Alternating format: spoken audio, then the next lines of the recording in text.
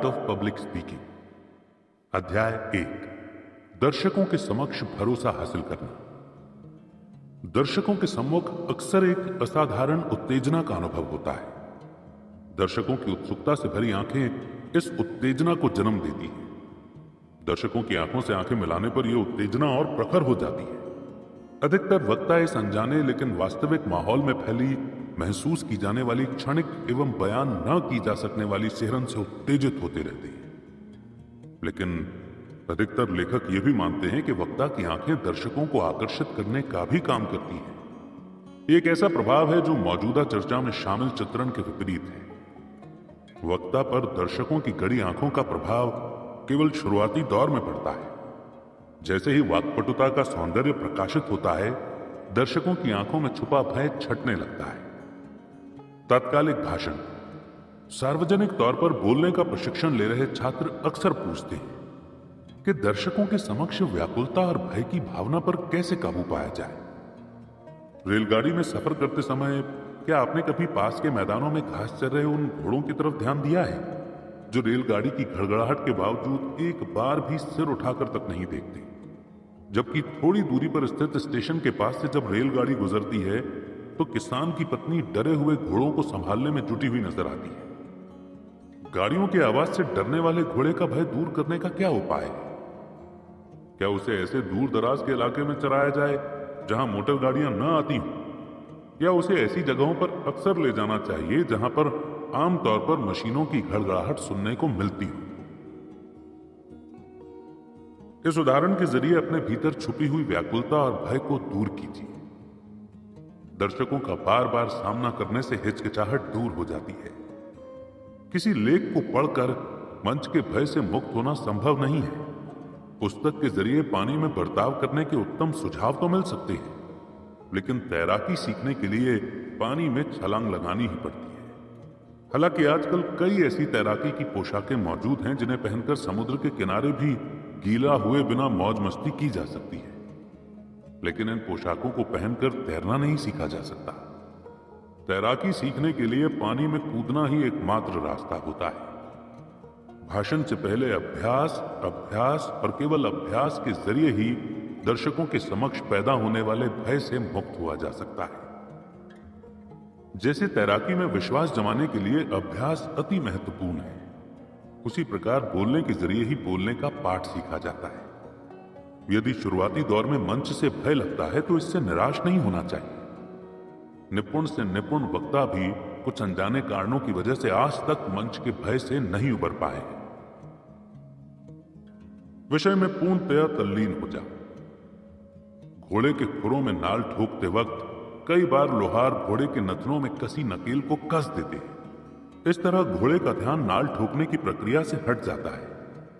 गिलास में मौजूद हवा निकालने के लिए उसमें पानी भरना पड़ता है। भाषण देते वक्त लोहार के घरेलू नुस्खों का पालन करना चाहिए।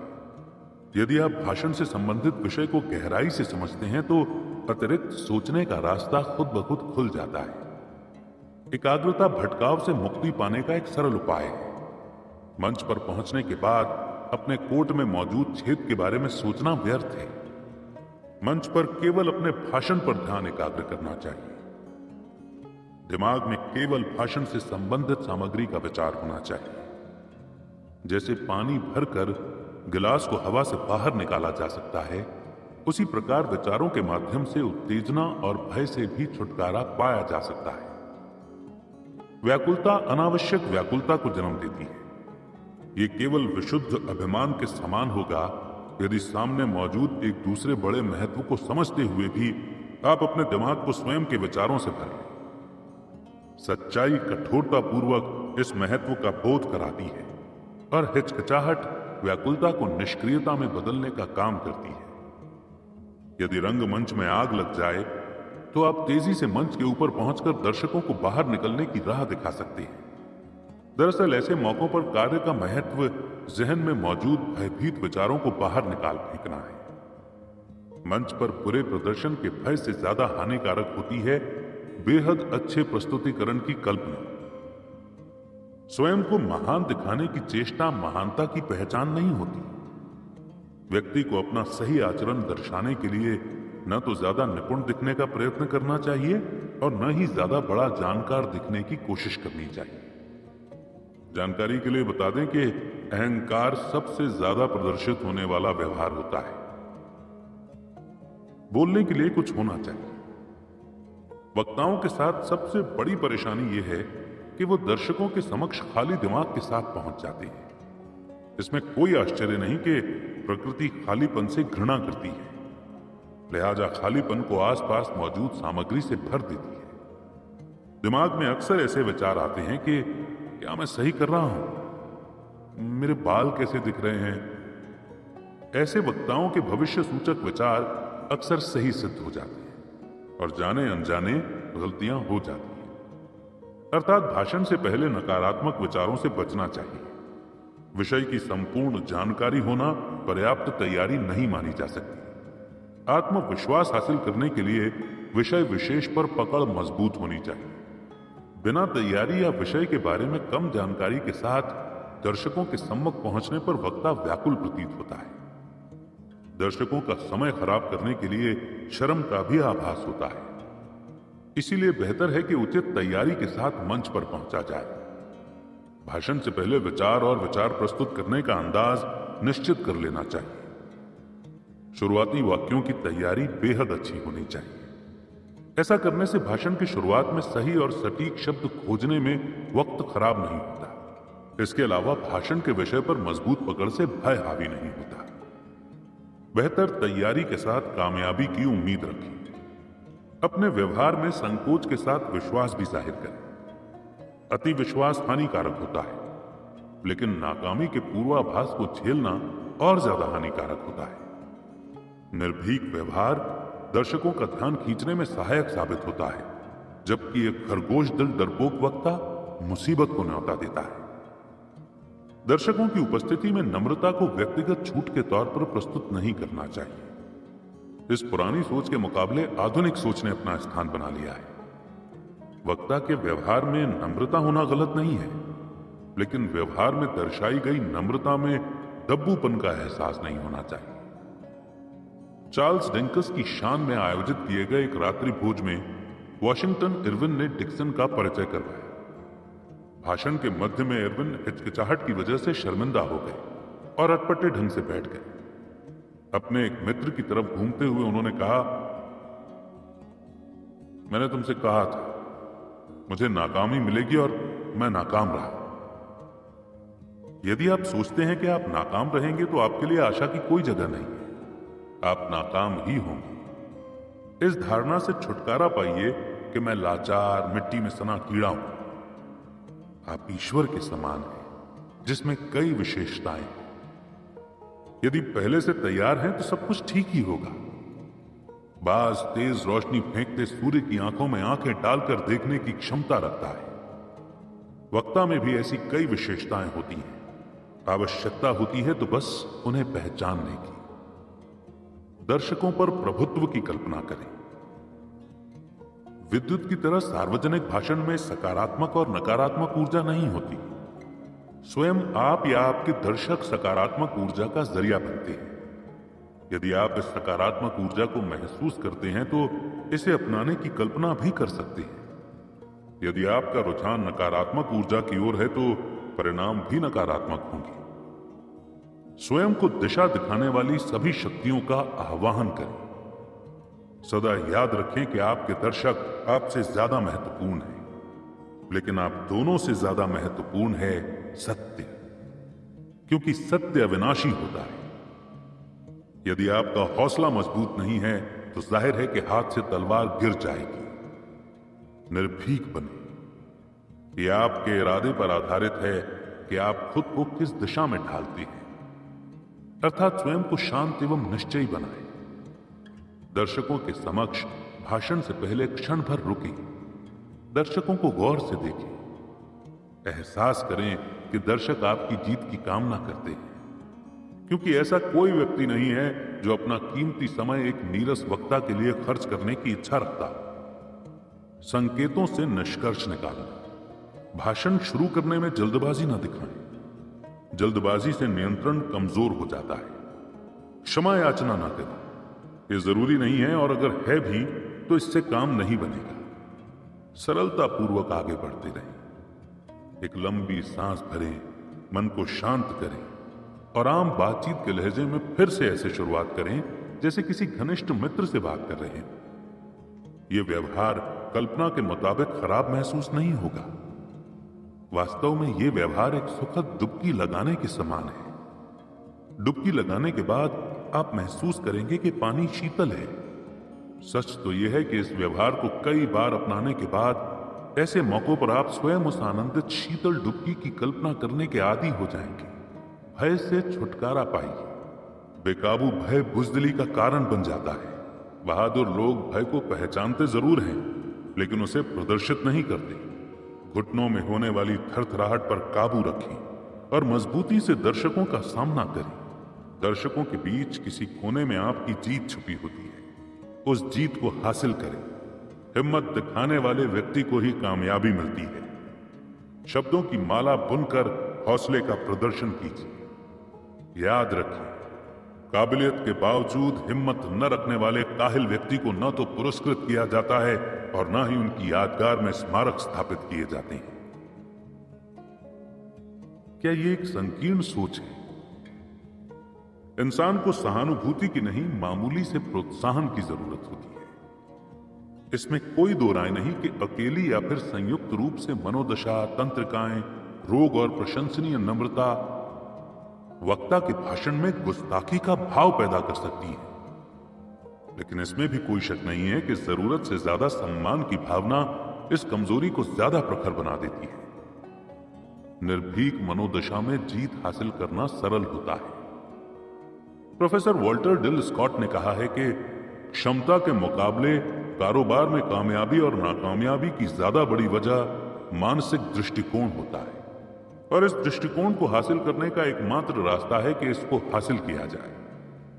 इस बुनियादी अध्याय में हमने जानने की कोशिश की है कि अच्छा वक्ता बनने के लिए किन जरूरी पहलुओं पर ध्यान देना चाहिए। इनमें से अधिकतर सिद्धांतों पर आगे विस्तार से चर्चा की जाएगी।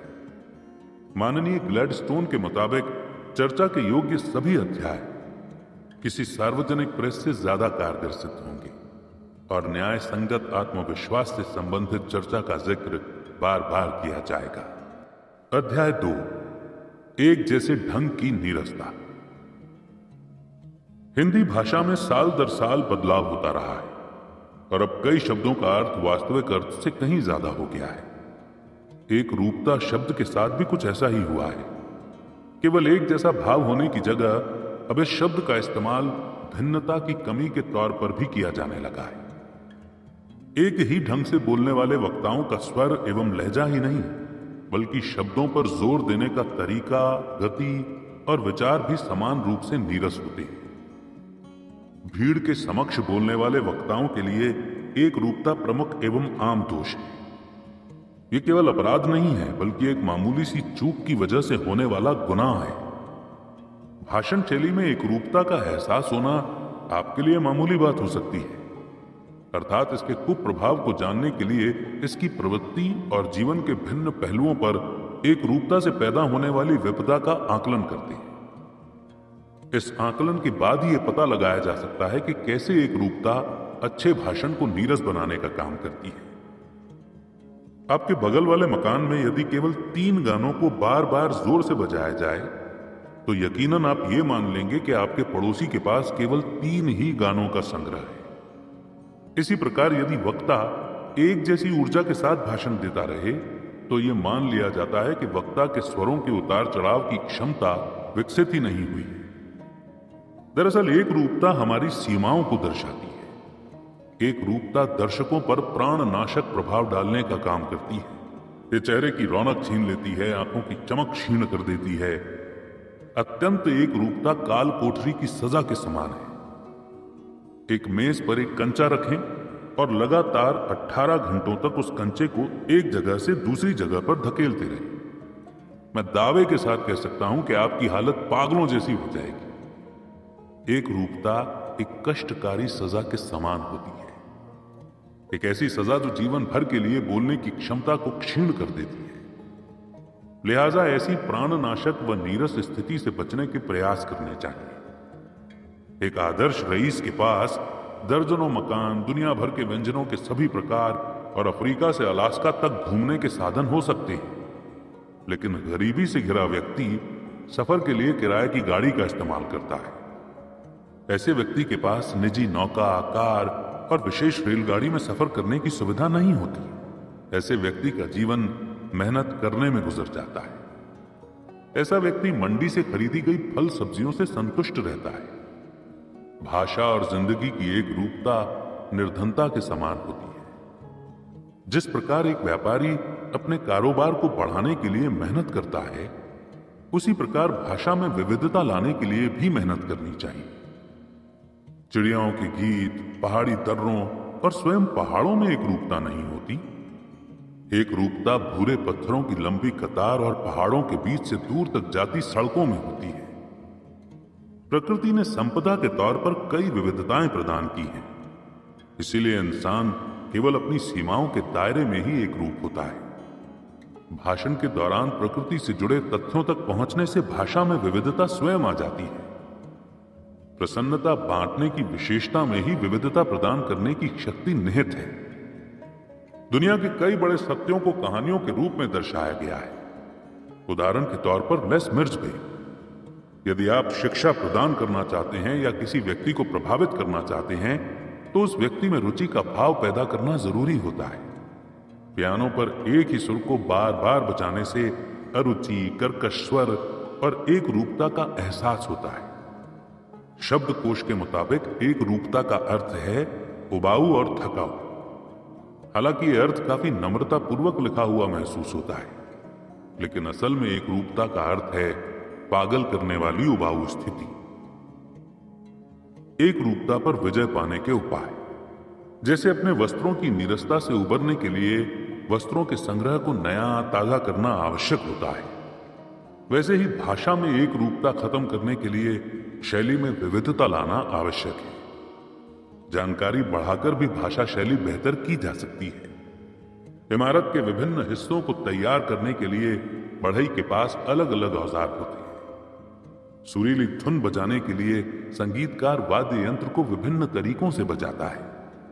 इसी प्रकार वक्ता के पास भी साधनों की कमी नहीं होती। वाद विवाद के ढांचे को कई तरीकों से तैयार किया जा सकता है। भावनात्मक व्यवहार और दर्शकों की मान्यताओं का मार्गदर्शन किया जाता है। इन साधनों का खाका तैयार करने और इनके इस्तेमाल का तरीका समझाना ही अगले अध्याय का मुख्य उद्देश्य है। कई वक्ता आज भी बैलगाड़ी वाले घिसे पिटे तरीकों का इस्तेमाल करते हैं और आज के आधुनिक मशीनी तरीकों को नजरअंदाज करते हैं। वे वक्ता भाषण में कुशलता लाने वाली विधि को निरंतर अनदेखा करते हैं। इस प्रणाली को समझाने, इसे लागू करने और इसकी समीक्षा करने में यदि हम आपकी मदद करें तो क्या आपकी भाषा शैली में सुधार होगा। लेकिन यदि आप इस प्रणाली को अनदेखा करते हैं तो क्या आपकी भाषा नकारात्मक तौर पर प्रभावित होगी। हम खुद इस प्रणाली के जरिए भाषा में सुधार के महत्व को समझाने में पूर्ण रूप से सक्षम नहीं है, लेकिन इतना जरूर है कि ये प्रणाली एक वक्ता को भाषा की निपुणता तक पहुंचाने के लिए बुनियाद का काम करती है। नेपोलियन बोनापार्ट ने कहा था कि अपने सिद्धांतों को ठीक रखिए, बाकी सब विस्तृत वर्णन है। जैसे किसी मरे हुए घोड़े के खुरों में नाल ठोकने का कोई फायदा नहीं होता, उसी प्रकार एक नीरस वक्ता के लिए भाषा सुधारने के पुराने सिद्धांत किसी काम के नहीं होते। इस उदाहरण से यह पता लगता है कि कुछ फीके सिद्धांतों को अपनाकर भाषा पर पकड़ नहीं बनाई जा सकती। सार्वजनिक तौर पर बोलने की कला में निपुण होने के लिए सत्य, जोर, भावना और जीवन से जुड़े अहम सिद्धांतों को अपनाना जरूरी होता है। बाकी सभी नियमों को नजरअंदाज किया जा सकता है, लेकिन इस सिद्धांत को बनाए रखना बेहद जरूरी है। अगले कुछ अध्यायों के गहन अध्ययन के बाद भाषा शैली से एक रूपता का प्रभाव पूर्ण रूप से खत्म हो जाएगा। इन सिद्धांतों के पूर्ण ज्ञान और इस्तेमाल की कला में निपुणता के बाद भाषा शैली में विविधता का स्वयं एहसास होने लगेगा। खास बात यह है कि इन सिद्धांतों को केवल पढ़कर नहीं सीखा जा सकता, इसके लिए निरंतर अभ्यास बेहद जरूरी होता है। यदि अभ्यास के दौरान कोई और आपको सुनने के लिए तैयार नहीं है तो आप अपने आप को स्वयं सुने। साथ ही इस प्रक्रिया में खुद के सच्चे आलोचक की भूमिका भी निभाएं।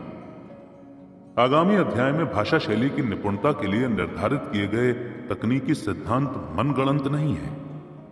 इन सिद्धांतों को दुनिया भर के बेहतरीन वक्ताओं और कलाकारों के अनुभव के आधार पर स्थापित किया गया है। विद्यार्थियों को स्वाभाविक रहने के लिए प्रतिबद्ध करना कारगर साबित नहीं होता। भाषण के दौरान स्वाभाविक रहना एक रूपता का कारण भी बन सकता है। उत्तरी ध्रुव में प्राकृतिक तौर पर पाया जाने वाला स्ट्रॉबेरी फल छोटे बीज एवं हल्के तीखे स्वाद का होता है, लेकिन इस प्राकृतिक फल की तुलना उन्नत विधि से उगाए जाने वाले स्वादिष्ट स्ट्रॉबेरी फल से नहीं की जा सकती। पहाड़ों की पथरीली ढलान पर बिना मिट्टी पानी के प्राकृतिक तौर पर बौने पौधे उगते हैं, लेकिन इन पौधों का दुर्भाग्य ये है कि इनकी तुलना नम और उपजाऊ इलाकों में पनपने वाले हरे भरे पेड़ों से की जाती है। बेशक प्राकृतिक स्वभाव को बरकरार रखें, लेकिन इस स्वभाव को आदर्श स्तर तक विकसित करने की कोशिश जरूर करें। अध्याय 3, प्रभाव एवं वशीभूतता द्वारा कुशलता। जिस बंदूक की मारक क्षमता में ज्यादा फैलाव होता है उससे चिड़ियों का शिकार नहीं होता। यही सिद्धांत भाषा पर भी लागू होता है। जो वक्ता बेतरतीब तरीके से वाक्यों का इस्तेमाल करता है उसे अपेक्षित परिणाम नहीं मिलते। वाक्य का प्रत्येक शब्द महत्वपूर्ण नहीं होता, लिहाजा ध्यान रखें कि केवल अहम शब्दों पर ही जोर डालने की कला का इस्तेमाल करें। यदि आप मर्यादा पुरुषोत्तम राम या पावन नगरी वृंदावन जैसे शब्दों का उच्चारण करें तो जरूरी नहीं है कि सभी अक्षरों पर बराबर जोर दें। इनमें से केवल कुछ ही अक्षरों को विशेष महत्व दिया जाएगा, बाकी अक्षरों का उच्चारण सामान्य तौर पर होगा। क्यों न इस सिद्धांत का उपयोग पूरा वाक्य बोलने में भी किया जाए। काफी हद तक सामान्य भाषा में हम इस सिद्धांत का उपयोग करते हैं, लेकिन क्या सार्वजनिक भाषण में इस सिद्धांत का इस्तेमाल किया जाता है? दरअसल इसी प्रतिभा की कमी की वजह से भाषण में एक रूपता का दंश प्रकट होता है। जहां तक शब्द विशेष पर जोर देने का संबंध है, आप एक सामान्य वाक्य को एक बड़े शब्द के रूप में देखें तो समस्या का हल निकल आएगा। इस पर ध्यान दें। भाग्य संयोग से नहीं मिलता, इसे चुना जाता है। आप मुकद्दर का सिकंदर बोलते समय हर अक्षर पर बराबर जोर डाल सकते हैं। इसे ऊंचे स्वर में बोलिए और महसूस कीजिए। निस्संदेह आप भाग्य शब्द पर विशेष जोर डालेंगे, क्योंकि इस वाक्य में भाग्य मुख्य घोषणा है। नहीं शब्द पर भी समान बल दिया जाएगा। जाहिर है कि नहीं शब्द को विशेष महत्व नहीं दिया तो दर्शक समझेंगे कि भाग्य संयोग से ही मिलता है। इसी के साथ संयोग शब्द पर भी जोर डालने की आवश्यकता है, क्योंकि इस वाक्य में संयोग शब्द का भी समान महत्व है। संयोग शब्द को महत्व देने का एक और कारण यह भी है कि अगले वाक्य में संयोग की तुलना चुनाव से की गई है। साफ तौर पर लेखक ने इन दोनों शब्दों की तुलना दोनों शब्दों पर विशेष बल डालने के ध्येय से यानी कि उद्देश्य से की है, अर्थात वाक्य में तुलनात्मक शब्दों पर बराबर जोर दिया जाना चाहिए। एक वक्ता को स्वर के तालमेल के जरिए तुलनात्मक शब्दों पर समान बल देना चाहिए। यदि आप कहें कि मेरे घोड़े का रंग काला नहीं है, तो आपके जहन में सबसे पहला रंग कौन सा आएगा? स्वाभाविक रूप से सफेद, क्योंकि काले रंग का विपरीत सफेद होता है। यदि आप इस विचार को प्रकट करना चाहते हैं कि भाग्य को चुना जाता है, तो इसे ज्यादा प्रभावशाली ढंग से कहने के लिए पहले कहें कि भाग्य संयोग से नहीं मिलता। इसके बाद कहें कि इसे चुना जाता है। यदि हम कहते हैं कि मेरे घोड़े का रंग काला नहीं है, तो स्वाभाविक रूप से घोड़े से ज्यादा महत्व रंग का हो जाता है। यदि आप कहें कि मेरा घोड़ा सफेद है, तो सामान्य तौर पर जवाब मात्र हामी होगा। उपर्युक्त बयान के दूसरे वाक्य में केवल एक शब्द महत्वपूर्ण है, चुनाव। लेखक के वक्ता वाक्य में चुनाव शब्द को विशेष महत्व प्रदान करना चाहता है, क्योंकि इस शब्द की तुलना पहले वाक्य के संयोग शब्द से की गई है। इस सिद्धांत के मुताबिक इन वाक्यों को इस प्रकार पढ़ना चाहिए। भाग्य संयोग से नहीं मिलता, इसे चुना जाता है। अब इन वाक्यों को बार बार पढ़ें। और महत्वपूर्ण शब्दों पर विशेष बल दें। लगभग सभी वाक्यों में कुछ शब्द ऐसे होते हैं जो महत्वपूर्ण विचार को प्रकट करते हैं, अर्थात ऐसे शब्दों को विशेष महत्व देने की आवश्यकता होती है। अखबार पढ़ते वक्त हेडलाइंस पर सरसरी नजर डालकर मुख्य समाचारों का अंदाजा लगा लिया जाता है। अखबार के संपादक को धन्यवाद देना चाहिए, क्योंकि अखबार में हांगकांग में हुई लूट को इतना महत्व नहीं दिया जाता जितना आपके अपने शहर में 5 मछुआरों की मौत की खबर को दिया जाता है। खबर के विस्तार द्वारा संपादक अलग अलग खबरों के महत्व को दर्शाने की चेष्टा करता है। चौंकाने वाली खबरों की ओर पाठकों का ध्यान आकर्षित करने के लिए शीर्षक को कभी कभी लाल रंग में लिखा जाता है। इस प्रकार यदि वक्ता अपने भाषण के जरिए दर्शकों का ध्यान आकर्षित करने में कामयाब होता है तो इसे वरदान से कम नहीं माना जा सकता। एक सामान्य वक्ता उक्त पंक्तियां बोलते वक्त स्वाभाविक तौर पर भाग्य, संयोग, नहीं और चुनाव पर विशेष बल देगा। एक बार द न्यूयॉर्क सन के संपादक चार्ल्स डाना ने अपने एक संवाददाता से कहा कि सड़क पर जाते समय जब वो किसी कुत्ते को आदमी को काटते हुए देखे तो उस ओर ध्यान न दे। हमारा अखबार ऐसी बेमतलब की खबर के लिए न तो पाठकों का ध्यान खींचना चाहता है और न ही अपना कीमती समय नष्ट करना चाहता है। एक चुप्पी के बाद माननीय डाना ने लेकिन शब्द का इस्तेमाल करते हुए कहा, यदि तुम किसी व्यक्ति को कुत्ते को काटते देखो तो फटाफट दफ्तर लौट आना और लेख को छपने के लिए दे देना। निसंदेह ये एक बड़ी अनोखी खबर होगी। यदि वक्ता बोलते समय भाग्य संयोग से नहीं मिलता, वाक्य के सभी शब्दों पर समान बल देता है, तो ये कुत्ते ने आदमी को काटा जैसी खबर के समान नीरस होगा। लेकिन यदि वक्ता सही शब्द पर बल डालता है तो वाक्य की खूबसूरती बढ़ जाती है।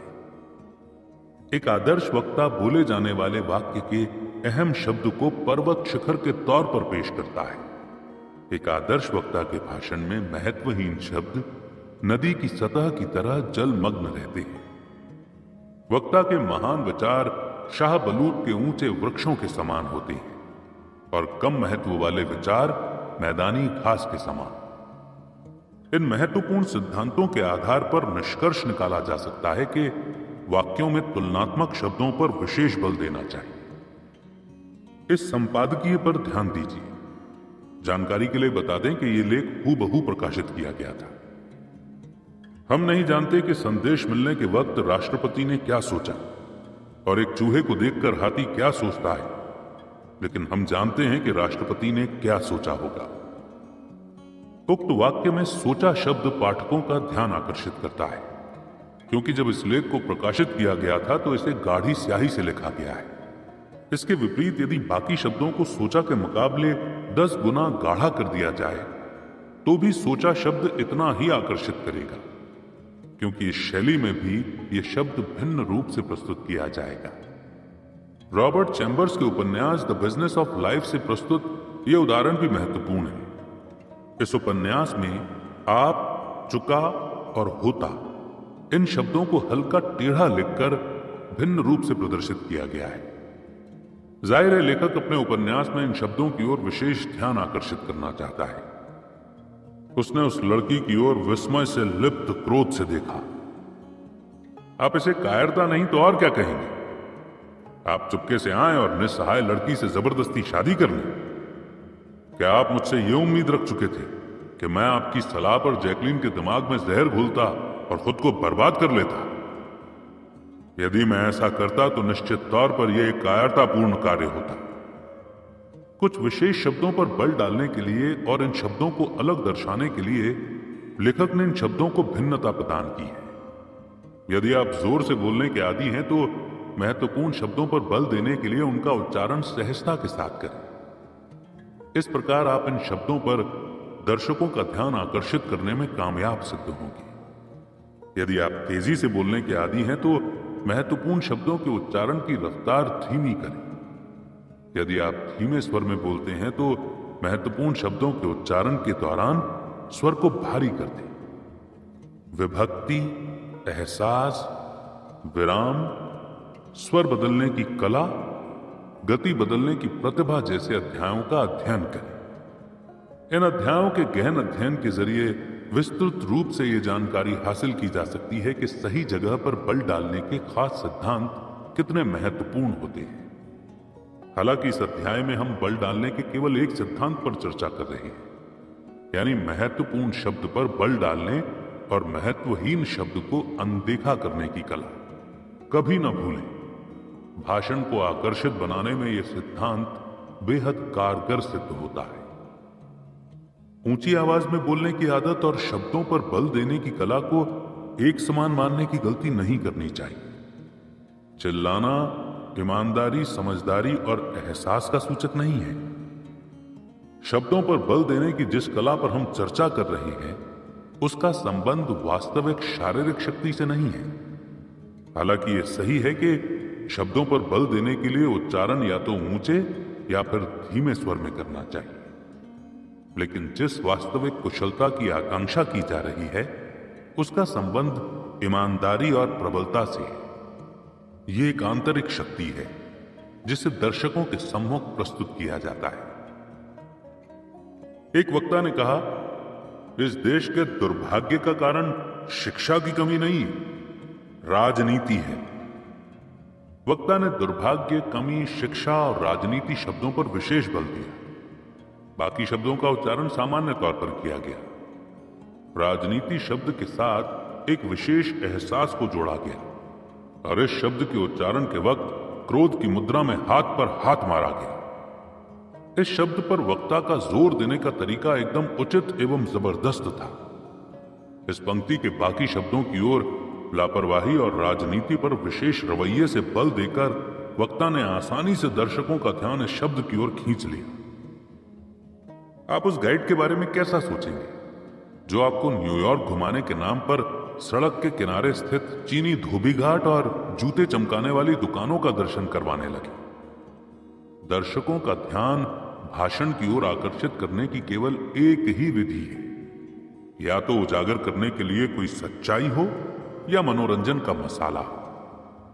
यदि वक्ता का भाषण निरर्थक एवं उबाऊ है, तो दर्शकों में महत्वपूर्ण सीख के व्याख्यान को न तो सुनने का जोश बचेगा और न ही जिंदा दिली। कभी कभी ज्यादा बल दर्शाने के लिए शब्द के हर एक अक्षर पर समान जोर देना गलत नहीं होता, जैसे कि इस वाक्य में पूर्ण रूप से पर बल दिया गया है। मैं आपकी प्रार्थना पूर्ण रूप से खारिज करता हूं। इसी प्रकार किसी अति महत्वपूर्ण वाक्य को विशेष महत्व देने के लिए प्रत्येक शब्द पर बल डाला जा सकता है। इस सिद्धांत के जरिए दर्शकों को आकर्षित करना आसान होता है। इस मौके पर पैट्रिक हेनरी की प्रसिद्ध कहानी के अंतिम भाग को उदाहरण के तौर पर पेश करना कारगर सिद्ध होगा। वाक्य में मौजूद किसी एक शब्द पर जोर देने का उसका सही और गलत प्रभाव महसूस किया जा सकता है। ध्यान देने योग्य है कि निम्नलिखित वाक्य में कैसे विभिन्न शब्दों पर जोर देने से वाक्य का भाव पूर्ण रूप से बदल जाता है। इस वसंत में मेरा मकान खरीदने का इरादा था, लेकिन मकान नहीं खरीदा जा सका। इस वसंत में मेरा मकान खरीदने का इरादा था, लेकिन कोई रुकावट आ गई। इस वसंत मेरा मकान खरीदने का इरादा था, इधर से उधर किराए पर रहने की जगह। इस वसंत मेरा मकान खरीदने का इरादा था, कोई मोटर कार वगैरह नहीं, केवल मकान।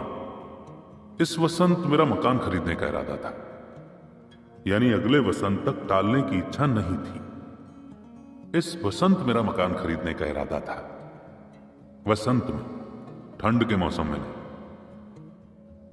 जब समाचार पत्रों में महान युद्ध के बारे में लिखा जाना शुरू किया गया, तो एक ही तथ्य पर बार बार जोर नहीं दिया गया।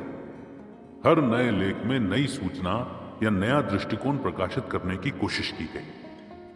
सुबह के संस्करण में जिस खबर को ज्यादा महत्व दिया गया, दोपहर के संस्करण में वही खबर कम महत्व की खबर के तौर पर पेश की गई। भाषण के दौरान कहां ज्यादा जोर देना है, यह सिद्धांत सटीक रूप से इस महत्व को प्रदर्शित करता है। एक ही विचार पर बार बार जोर नहीं देना चाहिए, लेकिन यदि आप किसी महत्वपूर्ण घटना पर दर्शकों का ध्यान आकर्षित करना चाहते हैं, तो ऐसा किया जा सकता है। ध्यान रखना चाहिए कि भाषण के दौरान जोर देने के नियम किसी खूंटे से नहीं बंधे होते। भाषण में किस शब्द वाक्य और भाव पर ज्यादा जोर दिया जाए, यह वक्ता की शैली पर आधारित होता है। एक वक्ता भाषण के जरिए जो व्याख्यान करता है, जरूरी नहीं है कि अन्य वक्ता उसी भाषण के जरिए समान भाव पैदा करे। इस बात का भी आकलन नहीं किया जा सकता कि कौन सा व्याख्यान सही है और कौन सा गलत। यह सिद्धांत वक्ता के जहन की उपज होती है। स्वर बदलने की कुशलता। जैसा कि सब जानते हैं कि कंठ की स्थिति बदलने से ऊंचे, नीचे या मध्यम स्वर की ध्वनि उत्पन्न होती है। भाषण के दौरान न केवल इसका उपयोग एक जैसे उच्चारण के लिए, बल्कि चिल्लाहट, एकाक्षर जैसे भाव, शब्द और एक ही स्वर में बोले जाने वाले वाक्यों के लिए भी किया जाता है। महत्वपूर्ण है कि इस अंतर को समझा जाए। एक दक्ष वक्ता न केवल लगातार उपयोग में आने वाले शब्दांश, बल्कि भाषण के अलग शब्द और शब्दों के समूह को विभिन्न स्वर से अलंकृत करता है। हम इस अध्याय में इसी विषय के विशेष चरणों पर ध्यान दे रहे हैं। विचार में बदलाव के साथ स्वर में भी बदलाव की आवश्यकता होती है। चाहे वक्ता इस सिद्धांत का होशो हवास में, अनजाने में या अवचेतना की स्थिति में प्रयोग करे, लेकिन ये वो शुद्ध आधार है जिसके माध्यम से स्वर में बदलाव पैदा होता है। इसके बावजूद आमतौर पर वक्ता इस नियम का उल्लंघन करते रहे हैं। एक अपराधी राष्ट्र के कानून की अवहेलना करते हुए भी दंड से बच सकता है, लेकिन भाषण के नियमों की अवहेलना करने वाले वक्ता को कम प्रभावशाली होने के नाते ये दंड भुगतना ही पड़ता है। ऐसे वक्ता के बेगुनाह दर्शकों को भाषण में एक रूपता के दंश को झेलना पड़ता है। एक रूपता यदि वक्ता के लिए पाप के समान है तो दर्शकों के लिए महामारी से कम नहीं है। स्वर में बदलाव करने की कला लगभग सभी नौसिखियों के लिए अड़चन का काम करती है। यहां तक कि बहुत से निपुण वक्ताओं के लिए भी यह तब ज्यादा प्रखर हो जाती है जब भाषण को कंठस्थ याद किया जाए। यदि आप स्वर की एक रूपता के प्रभाव को समझना चाहते हैं तो पियानो के एक ही स्वर को बार बार बजाते रहें। निसंदेह आपको बोरियत का आभास होने लगेगा। स्वाभाविक रूप से बोलने की क्रिया में स्वर के निचले स्तर से लेकर ऊपरी स्तर तक के कई आयाम होते हैं। इन स्वरों का स्वाभाविक ज्ञान होने के बावजूद किसी को कोई हक नहीं है कि दर्शकों में एक रूप स्वर और शैली से उबाऊ भावना पैदा करने का मौका प्रदान करे। इसमें कोई दो राय नहीं कि धुन की रचना में एक विशेष लय संगीत की खूबसूरती का आधार बन सकती है। धुन में एक आधारभूत लय के मुताबिक ही बाकी स्वरों का ताना बाना बुना जाता है। इस प्रकार धुन में सामंजस्य तैयार किया जाता है। यही वजह है कि धार्मिक संस्कार के उद्देश्य से बनाई गई धुन में पवित्रता का आभास होता है। लेकिन सार्वजनिक तौर पर भाषण देने वाले वक्ता को एक रूपता से बचना चाहिए, क्योंकि भाषण का एक जैसा ढंग ऊब पैदा करता है। निरंतर स्वर बदलने की कला प्राकृतिक उपहार है। भाषण देने की कला में दक्षता हासिल करने के लिए प्राकृतिक नियमों को समझना बेहद आवश्यक है। ध्यान से सुनिए कि चिड़िया कैसे चहचहाती है। किस चिड़िया के कंठ से सबसे ज्यादा कर्णप्रिय स्वर निकलता है। कुछ चिड़िया बेहद सुरीली होती हैं, लेकिन स्वर में उतार चढ़ाव न के बराबर होता है। जबकि कैनरी, लार्क और बुलबुल जैसी चिड़ियाओं के स्वर में न केवल उतार चढ़ाव की असीम प्रतिभा होती है, बल्कि स्वरों की बंदिश बनाने का भी गुण होता है। यहां तक कि चिड़ियों की बेरोक टोक मधुर चहचहाहट पागलपन की हद तक मधुर प्रतीत होती है। छोटा बच्चा अचानक एक ही स्वर में बोलना शुरू करता है, लेकिन धीरे धीरे स्वर बदलने लगता है। अपने घर के आसपास रहने वाले छोटे बच्चों के स्वरों में होने वाले इस निरंतर बदलाव पर गौर से ध्यान दीजिए। खास बात यह है कि युवाओं की लापरवाह बातचीत को ध्यान से सुनते वक्त स्वरों के कई बदलाव महसूस किए जा सकते हैं। कल्पना कीजिए कि कोई व्यक्ति इस पंक्ति को बोल रहा है, लेकिन उम्मीद के मुताबिक प्रभाव पैदा नहीं हो पा रहा है। याद रखें, यहां हम एक शब्द से संबंधित विभक्ति की चर्चा नहीं कर रहे हैं। हम उस सामान्य स्वर की चर्चा कर रहे हैं जिसमें मुहावरे पढ़े जाते हैं। मैं अपनी छुट्टियों में मौज मस्ती के लिए कल निकलना पसंद करूंगा, लेकिन अभी मुझे बहुत सी तैयारी करनी है। मैं अभी भी यही सोचता रहूं कि मेरे पास काफी समय बचा है, तो मेरी जाने की तैयारी कभी पूरी नहीं हो सकती। बेनाम स्वरों में बदलाव की आवश्यकता स्वयं महसूस की जा सकती है। लिहाजा इस सिद्धांत को जल्द से जल्द सीखने की कोशिश करें। हालांकि स्वयं को एक रूपता से उबारने के लिए संयम की आवश्यकता होती है। स्वाभाविक बातचीत में व्यक्ति पहले विचार करता है, फिर विचार व्यक्त करने के लिए शब्दों का ताना बाना बुनता है, जबकि पहले से तैयार किए गए भाषण में वक्ता शब्दों का सही क्रम तैयार करता है। लेकिन यदि इस प्रक्रिया को उलट दिया जाए तो क्या परिणाम भी बदल जाएंगे? बेहतर यही है कि भाव व्यक्त करने के लिए प्राकृतिक नियमों का इस्तेमाल करें। आगे दिए संकलन को उदासीन तरीके से पढ़ें। इसके अर्थ को समझने के लिए एक बार भी न रुकें और इस प्रक्रिया को बार बार दोहराएं। ध्यान से समझने की कोशिश करें कि इस संकलन का क्या अर्थ है। विचार पर विश्वास करें, इसका प्रभावशाली व्याख्यान करने की कोशिश करें और कल्पना करें कि आप दर्शकों को संबोधित कर रहे हैं। यदि आपने निर्देशों का सही ढंग से पालन किया है तो बार बार पढ़ने के अभ्यास से स्वरों में बदलाव महसूस किया जा सकता है। श्रम व्यक्ति को नहीं मारता, चिंता मारती है। श्रम स्वास्थ्य के लिए लाभदायक होता है। किसी व्यक्ति के कंधों पर क्षमता से ज्यादा बोझ नहीं रखा जा सकता। चिंता धार को नष्ट करने वाले जंग के समान होती है। यंत्र क्रांति से नहीं, घर्षण से नष्ट होते हैं। Henry Ward Beecher. अब विचार पर विश्वास करें और इसका प्रभावशाली व्याख्यान करने की कोशिश करें और कल्पना करें कि आप दर्शकों को संबोधित कर रहे हैं। श्रम व्यक्ति को नहीं मारता, चिंता मारती है। श्रम स्वास्थ्य के लिए लाभदायक होता है। किसी व्यक्ति के कंधों पर क्षमता से ज्यादा बोझ नहीं रखा जा सकता। चिंता धार को नष्ट करने वाले जंग के समान होती है। यंत्र क्रांति से नहीं, घर्षण से नष्ट होती है। स्वर में बदलाव से बल पैदा होता है। यह एक बेहद महत्वपूर्ण बयान है। स्वर में विभिन्नता दर्शकों में रुचि पैदा करती है, लेकिन दर्शकों का ध्यान आकर्षित करने का सबसे आसान तरीका है सही जगह पर बल का प्रयोग। महत्व देने योग्य शब्द या वाक्य पर सही एवं सटीक बल देना बेहद जरूरी होता है। एक महान विरोधाभास सदा ध्यान आकर्षित करता है। शिकागो के शोर शराबे वाले इलाके के मुकाबले सहारा के शांत इलाके में तोप की गूंज ज्यादा भीषण प्रतीत होती है। इसे विरोधाभास का सटीक उदाहरण माना जा सकता है। कांग्रेस आगे क्या करने वाली है, मुझे नहीं पता। भाषण के दौरान अचानक स्वर में बदलाव और वाक्य विशेष पर दिए गए जोर के जरिए वक्ता सवाल की गंभीरता को दर्शाता है। इस गंभीरता को दर्शाने के लिए पहले इस्तेमाल की गई विधि को अगर उलट दिया जाए तो भी समान प्रभाव पैदा होगा। बस गंभीरता में थोड़ा बदलाव दर्शाना होगा। दोनों विधियों का कुशलता से उपयोग किया जाए तो बेशक समान परिणाम हासिल किए जा सकते हैं। अधिकतर वक्ता बेहद तेज स्वर में बोलते हैं। शेक्सपियर के मुताबिक शीतल, नम्र और मंद आवाज महिलाओं का उत्तम गुण है। इसका महत्व पुरुषों के लिए भी कम नहीं है।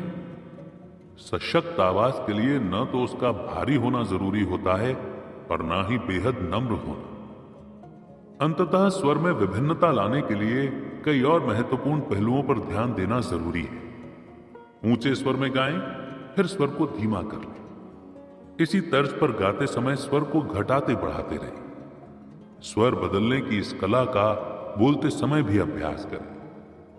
भाषण के दौरान हल्के, मध्यम एवं ऊंचे स्वर का इस्तेमाल स्वयं की रुचि और पसंद के मुताबिक होना चाहिए।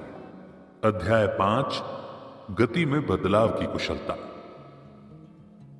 लैटिन भाषा ने एक ऐसा शब्द विरासत में दिया है जिसका स्पष्ट रूप से समतुल्य उच्चारण नहीं किया जा सकता, इसलिए हमने इसे अपना लिया है। इसके स्वरूप को नहीं बदला गया। यह शब्द है टेम्पो, जिसका अर्थ होता है गति में बदलाव। इसे गति में बदलने में लगने वाले समय के आधार पर मापा जाता है। यही कारण है कि गीत और संगीत की कला में इसका योगदान बेहद सीमित है। लेकिन इसमें कोई आश्चर्य नहीं कि ठोस चीजों में टेम्पो को महसूस किया जा सकता है। इसके अर्थ का सटीक उदाहरण देने के लिए हम कह सकते हैं कि बैलगाड़ी धीमे टेम्पो के साथ आगे बढ़ती है। एक एक्सप्रेस रेलगाड़ी तेज टेम्पो के साथ दौड़ती है।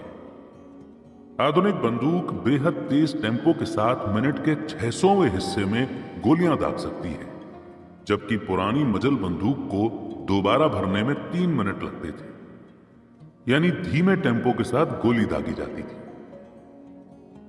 सभी संगीतकार इस सिद्धांत को बखूबी पहचानते हैं।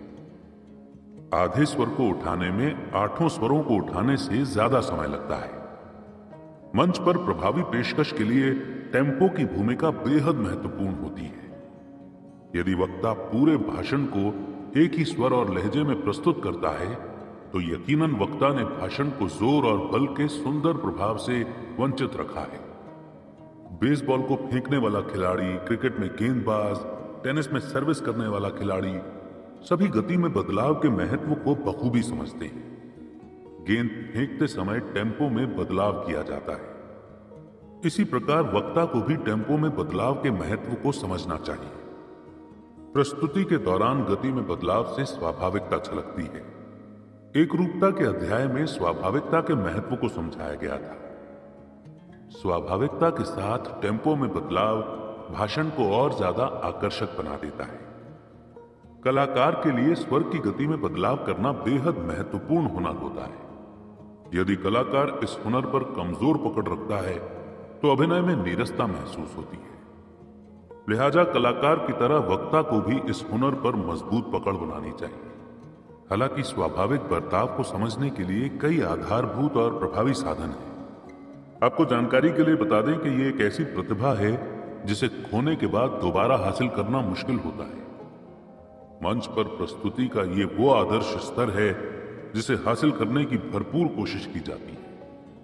हालांकि प्रत्येक वक्ता के लिए इसका अर्थ भिन्न होता है। इस तथ्य की जानकारी हमें आगामी अध्यायों में मिलेगी। यदि सभी वक्ता और कलाकार अपनी शैली में बदलाव के सिद्धांत को पूरी ईमानदारी से निभाएं, प्रत्येक फुसफुसाहट, कराह, विराम, चुप्पी और तेज स्वर को कुशलता से प्रस्तुत करें, तो निसंदेह परिणाम काफी आकर्षक होंगे।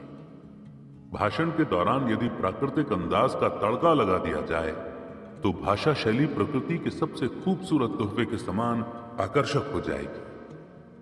वास्तविक कहानियों से प्रेरित लेखक असल भाषा की जानकारी का प्राकृतिक रस संवाद में घोल देते हैं और दर्शकों तक इसका संवाद टेम्पो में उतार चढ़ाव की कला के जरिए पहुंचता है। कल्पना कीजिए कि आप आगे लिखी पंक्ति के पहले वाक्य को धीमी गति यानी धीमे टेम्पो में पढ़ते हैं और दूसरे वाक्य को तेजी से। महसूस कीजिए कि इसका प्रभाव कितना प्राकृतिक या अप्राकृतिक प्रतीत होता है। इसके पश्चात पूरी पंक्ति को एक रफ्तार से पढ़िए। अंतर खुद ब खुद महसूस हो जाएगा। मैं याद नहीं कर पा रहा हूं कि मैंने अपने चाकू के साथ क्या किया।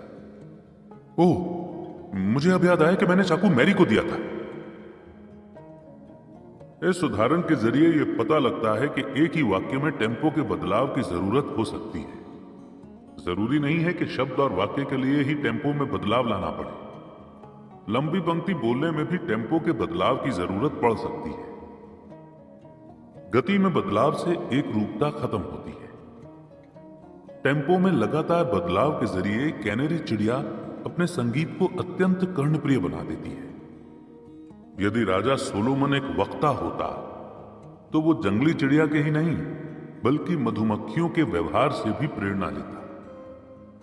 किसी ऐसे गीत की कल्पना कीजिए जिसमें केवल 1/4 स्वर हो। एक ऐसे वाहन की कल्पना कीजिए जो केवल एक ही रफ्तार से चलता हो। गति में किया गया बदलाव प्रभावशाली होता है और दर्शकों को आकर्षित करता है।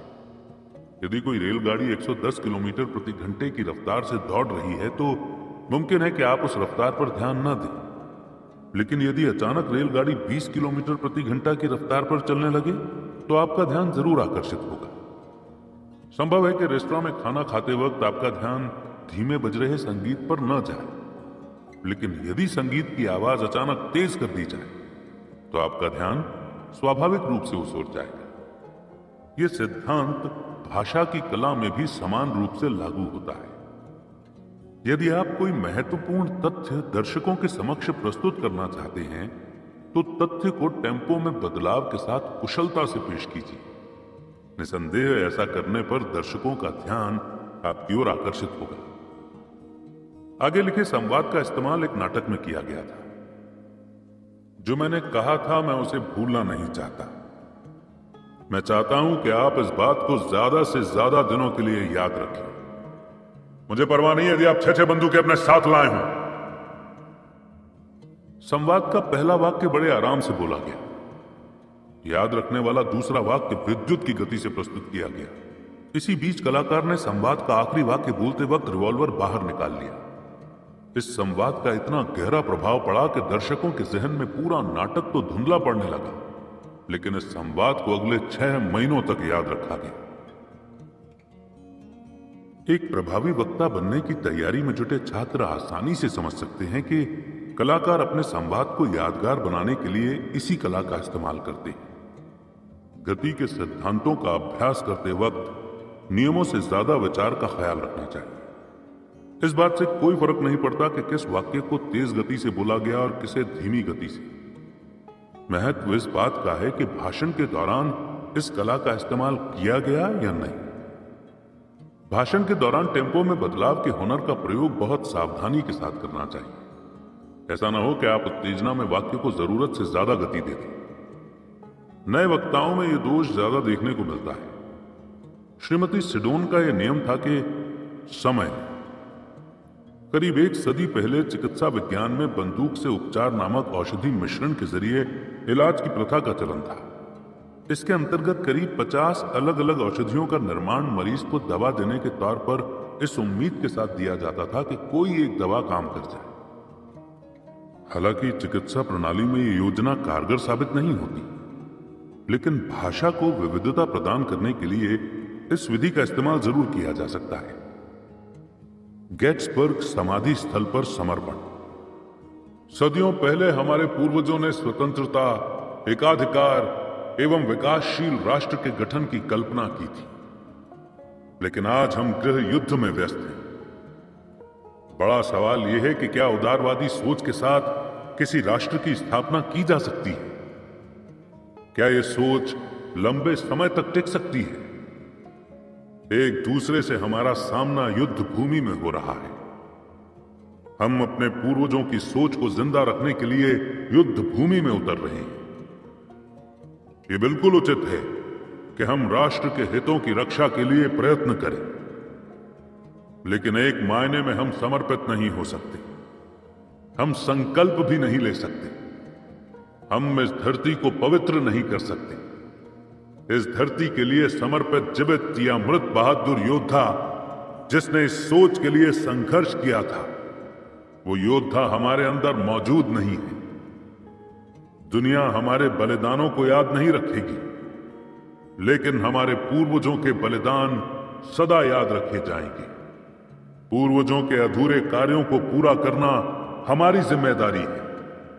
हम इस मुहिम को सहजता के साथ आगे बढ़ाएंगे। अधूरा पड़ा महान कार्य पूरा करने के लिए पूर्ण रूप से समर्पित हो जाने की आवश्यकता है। पूर्वजों के बलिदान से प्रेरणा लेकर अधूरे कार्यों को पूरा करने के लिए समर्पण की ज्योति जलानी होगी। प्रण लेना होगा कि हमारे पूर्वजों का बलिदान व्यर्थ न जाए। प्रभु की कृपा से हमारे राष्ट्र में फिर से स्वतंत्रता का परचम लहराएगा। जनता के लिए और जनता द्वारा चुनी गई सरकार का फिर से गठन होगा। अध्याय 6 विराम एवं ऊर्जा। भाषण के दौरान विराम का उपयोग वाक्पटुता के लिए किया जाता है। जब कोई व्यक्ति कहे कि ये मेरे लिए अथाह सम्मान की बात है कि मुझे आप लोगों के सामने कुछ कहने का मौका मिला, मैं विश्वास के साथ कह सकता हूं, दरअसल ये विराम नहीं, ये हकलाना है। हालांकि एक वक्ता हकलाने के बावजूद प्रभावी वक्ता हो सकता है, लेकिन बार बार अटकने से प्रभाव नहीं जमाया जा सकता। इसके अलावा एक प्रभावशाली वक्ता के लिए महत्वपूर्ण वाक्य या मुहावरे की शुरुआत में या अंत में विराम लेना आवश्यक होता है। कोई वक्ता इस सिद्धांत को नजरअंदाज करने की भूल नहीं करता। यह वो महत्वपूर्ण सिद्धांत है जिसका इस्तेमाल लगभग सभी महान वक्ता करते हैं। इस सिद्धांत को आत्मसात करने तक अभ्यास करना चाहिए। वाक्पटुता के इस सिद्धांत को सरलता से समझा जा सकता है, लेकिन प्रशिक्षण की लंबी अवधि के पश्चात यह खुलासा हुआ है कि इस सिद्धांत को हिंदी भाषा में समझाया जाए तो एक सामान्य व्यक्ति लंबा समय लगा देता है। अर्थात इस अनुभव को हम ज्यादा उत्सुकता के साथ प्रस्तुत नहीं करना चाहते। हम अपने लिए पेड़ से फल तोड़ने की इच्छा रखते हैं। यदि फल कड़वा निकलता है तो हम उस पेड़ को कभी नहीं भूलते। एक व्यक्ति दूसरे व्यक्ति की वकालत करता है, मेरे दोस्तों, इस व्यक्ति ने आपके और मेरे लिए अनोखा बलिदान दिया है।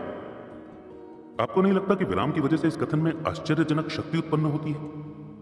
गौर करने योग्य बात यह है कि वक्ता ने अपनी संयोजित शक्ति को प्रयोग में लाते हुए कैसे बड़े प्रभावशाली ढंग से आपके और मेरे लिए का भाव व्यक्त किया है।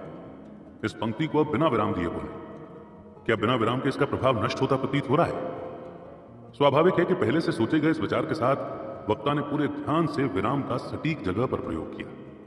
वक्ता ने अपने विचार को एक पल के लिए भी नहीं भटकने दिया। खास है कि वक्ता की प्रस्तुति में बलिदान जैसे भारी शब्द के बावजूद भटकाव का असर नहीं महसूस हुआ। इस प्रकार यहां एकाग्रता के महत्व का बोध होता है। एकाग्रता के बिना विराम के सही उद्देश्य को प्रदर्शित नहीं किया जा सकता। प्रभावी विराम की कला के द्वारा एक या सभी 4 परिणामों को हासिल किया जा सकता है। एक, निर्णायक भाव उजागर करने से पहले विराम वक्ता को अपनी संपूर्ण शक्तियों को एकाग्र करने का मौका प्रदान करता है। युद्ध में बिना तैयारी और सैनिकों की संख्या का आकलन किए बिना उतरना हानिकारक साबित होता है। आप सूर्य की रोशनी में माचिस की तीली को कांच के टुकड़े के नीचे रखकर जला सकते हैं, लेकिन कांच के टुकड़े को बार बार हटाने से तीली नहीं जलेगी। ऊर्जा जुटाने के लिए रुकना पड़ता है। इसी तरह गलत समय पर लिया गया विराम दर्शकों के मन में उत्सुकता और प्रसन्नता का भाव पैदा करने में कामयाब नहीं होता। तेल के कुएं का ढक्कन अक्सर खुला रहता है, लेकिन ज्यादातर प्रवाह के लिए तेल के कुएं का ढक्कन कुछ समय के लिए बंद करना पड़ता है। दरअसल इस प्रकार प्रवाह को शक्ति संयोजित करने का समय मिल जाता है, अर्थात व्यवहारिक ज्ञान को उपयोग में लाना चाहिए। किसी विचार को प्रभावशाली ढंग से प्रस्तुत करने के लिए हल्का सा विराम लें, दिमाग की शक्तियों को संयोजित करें, फिर नए जोश के साथ अपने विचार को प्रस्तुत करें। कार्यालय ने सही कहा है। मैं मन से विनती करता हूं, जब तक विचार पूर्णतः विकसित न हो तब तक न बोलें। शांत रहने से शक्ति का सृजन होता है। बोलना चांदी के समान है, लेकिन चुप रहना सोने की भांति है। बोलना मानवीय गुण है, चुप्पी ईश्वरीय है। चुप्पी को भाषण का सृजनकर्ता माना गया है। जाहिर तौर पर माना भी जाना चाहिए। बहुत से भाषणों का सिर पैर समझ में नहीं आता। इन भाषणों में विराम और बल की कमी के कारण भटकाव नजर आता है। लिहाजा बच्चों की बातों पर ध्यान दीजिए, पुलिस अधिकारियों की बात सुनिए, खाने के समय पारिवारिक बातचीत को गौर से सुनिए।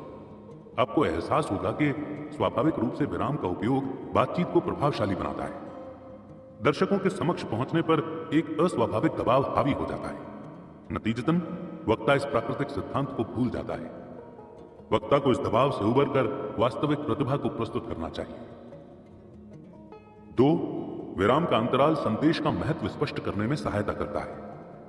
हार्बर्ट स्पेंसर ने कहा है कि पूरा ब्रह्मांड गतिशील है। इस प्रकार गति का सबसे निपुण उदाहरण लय है। ठहराव भी लय का अहम हिस्सा है। सटीक ठहराव के लिए प्रकृति के नियमों का अनुकरण करना चाहिए। उदाहरण, दिन रात, वसंत, ग्रीष्म, पतझड़ और शीत ऋतु, इन सभी मौसमों के बीच एक ठहराव होता है। इसके अलावा दिल की धड़कनों के बीच भी ठहराव की भूमिका अहम होती है। विराम का उपयोग कीजिए और दर्शकों को गंभीरता से विचार के महत्व को समझने का मौका दीजिए। दर्शक चुप्पी के बाद कही बात बेहद गंभीरता से समझने की कोशिश करते हैं। ग्रामीण इलाकों में रहने वाले बच्चे छुट्टियां बिताने के लिए जब किसी शहर में रहने वाले रिश्तेदार के यहां जाते हैं तो मोटर गाड़ियों की आवाजें उन्हें चौंकाने का काम करती हैं, जबकि शहरी लोगों पर उन आवाजों का कोई प्रभाव नहीं पड़ता। शहरी लोग चारों ओर मोटर गाड़ियों के लगातार शोर शराबे के आदी हो जाते हैं। जो लोग कभी कभी शहर आते हैं उन्हें यह आवाजें ज्यादा आकर्षित करती हैं। दरअसल लंबे अंतराल के बाद शोर शराबे का माहौल ज्यादा ध्यान भटकाता है। लंबे समय तक रेलगाड़ी में सफर करने के बाद रेलगाड़ी की गड़गड़ाहट पर ध्यान नहीं जाता। यदि आप दूर टंगी दीवार घड़ी की टिक टिक ध्यान से सुनने की कोशिश करें तो थोड़ी देर में आवाज साफ सुनाई देने लगेगी। दरअसल ऐसा करते वक्त आप वातावरण में मौजूद बाकी आवाजों से अपना ध्यान हटाने की कोशिश करते हैं और टिक टिक पर ध्यान केंद्रित करते हैं। दर्शकों के ध्यान का सिद्धांत भी इसी नियम के आधार पर काम करता है। इस नियम को समझिए और इसके लिए खुद को तैयार कीजिए। इस नियम को बार बार दोहराइए। एक ठहराव के बाद सोचा गया विचार ज्यादा प्रभावशाली होता है। रात के मुकाबले सुबह कही बात ज्यादा प्रभावशाली होती है, क्योंकि रात में नींद के द्वारा मिले विराम की वजह से सुबह एकाग्रता ज्यादा होती है। बाइबल के पहले पृष्ठ पर साफ तौर से उल्लेखित है कि ईश्वर की सृजन शक्ति को एक ठहराव के बाद 7वें दिन बल मिला था। आप आश्वस्त हो गए होंगे कि दर्शकों का दुर्बल एवं अनंत दिमाग भी इसी तरह ठहराव की अपेक्षा रखता है। प्रकृति का अनुसरण करें, उसके नियमों पर ध्यान दें और भाषण के दौरान इन नियमों का पालन करें। 3, ठहराव से असमंजस की प्रभावशाली स्थिति पैदा होती है। जीवन में संदेह से एक प्रकार की रुचि पैदा होती है। यह रुचि भाषा शैली से भी जन्म ले सकती है। नाटक या उपन्यास में कथा वस्तु का उल्लेख शुरू में ही कर दिया जाए तो पाठक की रुचि खत्म हो जाती है। स्त्रियों की प्रवृत्ति में संदेह पुरुषों में जिज्ञासा पैदा करता है। सर्कस में कलाबाजी करने वाला कलाकार कलाबाजी करने से पहले कई बार नाकाम कोशिश करता है ताकि दर्शकों में जिज्ञासा पैदा हो सके। इस जिज्ञासा को भांपने के बाद ही कलाकार कामयाब कलाबाजी का प्रदर्शन करता है। करतब दिखाने से पहले की जानलेवा तैयारियों के द्वारा कलाकार दर्शकों की उम्मीद को बढ़ा देता है और इस दौरान दर्शक पेश किए जाने वाले अद्भुत करतब का इंतजार करते हैं। हम केवल इंतजार नहीं करते बल्कि इस इंतजार की सराहना भी करते हैं। यदि किसी करतब में मछली झट से छलांग लगाकर किसी चीज को पकड़ ले तो थोड़ी देर में ऐसा खेल नीरस महसूस होने लगता है। शेरलॉक होम्स की कहानियों में मौजूद असमंजस ही पाठक को बांध कर रखता है। पाठक रहस्य खुलने तक बेहद रुचि के साथ इंतजार करता है। रहस्य का खुलासा यदि कहानी के बीच में कर दिया जाए तो यकीनन बाकी के हिस्से के लिए पाठक की रुचि खत्म हो जाएगी। विकी कॉलिंस का काल्पनिक कहानी लिखने का नुस्खा भाषण की कला पर भी बराबर लागू होता है। पाठकों को हंसाएं, रुलाएं और इंतजार करने के लिए विवश करें। सबसे महत्वपूर्ण है कि इंतजार कराएं। दर्शकों को इंतजार करने के लिए प्रेरित करने वाला कलाकार हंसाने या रुलाने का काम नहीं कर सकता। प्रशिक्षित लेखक असमंजस बनाए रखने के लिए ठहराव के सिद्धांत का बखूबी इस्तेमाल करते हैं। एक भाषण में विलियम ब्रायम ने कहा था कि उन्हें सुनना मेरे लिए सम्मान की बात थी और फिर वे कुछ क्षण के लिए चुप हो गए। इस अंतराल में दर्शकों के बीच जिज्ञासा पैदा हुई कि किसे सुनकर विलियम को सम्मानित महसूस हुआ। ईसाई धर्म के महान प्रचारक, और वो फिर रुक गए। जिस व्यक्ति की वो चर्चा कर रहे थे दर्शकों को उनके बारे में बेहद कम जानकारी थी, लेकिन दर्शकों ने इसके बावजूद उस व्यक्ति को पहचानने की कोशिश जारी रखी। चुप्पी तोड़ते हुए उन्होंने कहा, ड्विट एल मूडी। ब्रायन फिर थोड़ी देर तक चुप रहने के बाद बोले, मैं उनका सम्मान करने लगा। इसके बाद वे फिर चुप हो गए और एक बार फिर दर्शकों के बीच असमंजस की स्थिति पैदा हो गई। दर्शक सोचने लगे कि मूडी का किस प्रकार सम्मान करने लगे। तब उन्होंने कहा कि एक महान उपदेशक के तौर पर यदि भाषण के इस हिस्से से ठहराव को हटा दिया जाए तो परिणाम कुछ इस तरह से होगा। उन्हें सुनना मेरे लिए सम्मान की बात थी। ईसाई धर्म के महान प्रचारक ड्विट एल मूडी, मैं उनका सम्मान करने लगा एक महान उपदेशक के तौर पर। एक अकुशल वक्ता इस प्रस्तुति को ठहराव और संदेह की कमी के जरिए नीरस बना सकता है। इन छोटी छोटी बारीकियों का सूक्ष्म अंतर एक कामयाब और नाकाम वक्ता के बीच की दूरी होता है। 4, सटीक ठहराव से महान विचार और प्रभावशाली हो जाता है। कोई भी किसान आपको समझा सकता है कि मूसलाधार बारिश का पानी तेज गति से बहकर दूर चला जाता है और फसल के लिए उम्मीद से कम लाभदायक होता है। इसी प्रकार यदि भाषण की गति तेज है तो दर्शक वक्ता के भाव और विचार को नहीं समझ पाते। किसान की पत्नी भी कपड़े धोने के लिए इसी नियम का पालन करती है। गंदगी दूर करने के लिए कपड़ों को घंटों पानी में भिगोया जाता है। जब जीवन के हर मोड़ पर हम इस नियम का पालन करते हैं तो भाषा शैली में इस नियम को क्यों नकारा जाए। दर्शकों के समक्ष किसी महान विचार को प्रस्तुत करने से पहले कुछ क्षण रुकें ताकि दर्शकों को विचार की गहराई तक जाने का मौका मिल सके। अपने भाषण को एक दिन में न्यूयॉर्क घुमाने का दावा करने वाले गाइड की तरह जल्दबाज न बनने दें। ये गाइड मेट्रोपॉलिटन कला संग्रहालय में रखी श्रेष्ठ कृतियों की झलक केवल 15 मिनट लेने देते हैं। प्राकृतिक इतिहास संग्रहालय का दर्शन 10 मिनट में करा देते हैं। जल जीवालय की बस एक ही झलक मिल पाती है। ब्रुकलिन ब्रिज को अफरा तफरी में पार करवाते हैं। चिड़ियाघर में भी जल्दबाजी हावी होती है और इसके बाद ग्रैंड टोम पर वापस ले आते हैं और इसी अफरा तफरी को न्यूयॉर्क दर्शन का नाम दे दिया जाता है। यदि आप भाषण के महत्वपूर्ण बिंदु पर सही ठहराव का प्रयोग नहीं करेंगे तो निसंदेह दर्शक आपके विचारों को नहीं समझ सकेंगे। ध्यान रखें कि आपके पास भी उतना ही समय है जितना आपके आसपास बसने वाले अरबपतियों के पास। दर्शक वक्ता का इंतजार करते हैं। कैलिफोर्निया के मशहूर लाल सागौन पेड़ सुकरात की मृत्यु से 500 साल पहले उपजने के बावजूद आज भी युवा अवस्था में। प्रकृति के धैर्य को देखकर स्वयं के उतावलेपन पर शर्मिंदगी महसूस करनी चाहिए। चुप्पी दुनिया के सभी भावों के मुकाबले ज्यादा मनहरण होती है। इस कला पर दक्षता हासिल कीजिए और ठहराव के जरिए इसका उपयोग कीजिए। विराम और ठहराव के सटीक प्रशिक्षण के लिए आगे दिए संकलन में अल्प विराम के संकेतों का इस्तेमाल किया गया है। स्वाभाविक रूप से आप इन संकेतों का विभिन्न तरीकों से इस्तेमाल कर भाषण के महत्व और अर्थ को बदल सकते हैं। यह मुख्यतः निजी प्राथमिकता का विषय है। 1 दर्जन से ज्यादा कलाकारों ने अपने अंदाज में हैमलेट के किरदारों को निभाया है। किस कलाकार ने किरदार पूरी निपुणता से निभाया, इसका आकलन नहीं किया जा सकता। निजी अंदाज को उजागर करने से ही मनचाही कामयाबी मिलती है। एक क्षण का विराम व्यक्तित्व को शेष भीड़ से पृथक कर देता है। यह आश्चर्य की बात है। प्रेतों का काफिला पहुंच चुका है और अब तक कुछ भी व्यवस्थित नहीं है। अरे जल्दी करो। जिन सांसारिक उम्मीदों की चाह में व्यक्ति का दिल धड़कता है वो राख हो जाती है। क्या उस गुमनाम बर्फ की तरह होती हैं जो रेगिस्तान के धूल भरे चेहरे को कुछ समय के लिए ढक देती है। समय की चिड़िया के पास उड़ने के कई साधन होते हैं, जबकि एक वास्तविक चिड़िया अपने पंखों के सहारे ही फड़फड़ाती है। आपने गौर किया होगा कि विराम चिन्ह का ठहराव के सिद्धांत से खास वास्ता नहीं होता। आप भाषण के किसी भी हिस्से को तेजी से पढ़ सकते हैं और कहीं भी विराम ले सकते हैं। अर्थात विचार का महत्व विराम चिन्ह से ज्यादा होता है। एक कविता की पुस्तक, मदिरा का प्याला, पाव रोटी का बड़ा सा टुकड़ा और बीहड़ में गीत गाते हजारों कंठ। ओ, बीहड़ का सौंदर्य स्वर्ग समान होता है। बायरन द्वारा लिखित संकलन में विराम संकेतों पर ध्यान दीजिए। लेकिन वे गहरी आवाजें एक बार फिर से सुनाई दे रही है, पहले से ज्यादा निकट, साफ और घातक। धड़ाम धड़ाम तोप के गरजने की आवाज।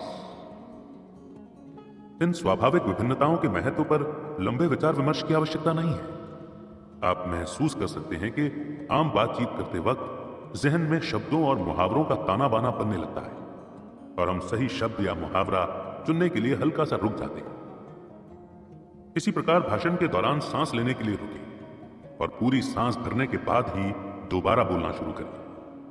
जल्दबाजी से भाषण का सौंदर्य कम हो सकता है। सावधानी के तौर पर एक हिदायत बेहद जरूरी है। विराम और ठहराव के सिद्धांतों का बहुत ज्यादा अभ्यास न करें। विराम के ज्यादा अभ्यास से भाषा शैली बोझिल और अस्वाभाविक हो सकती है।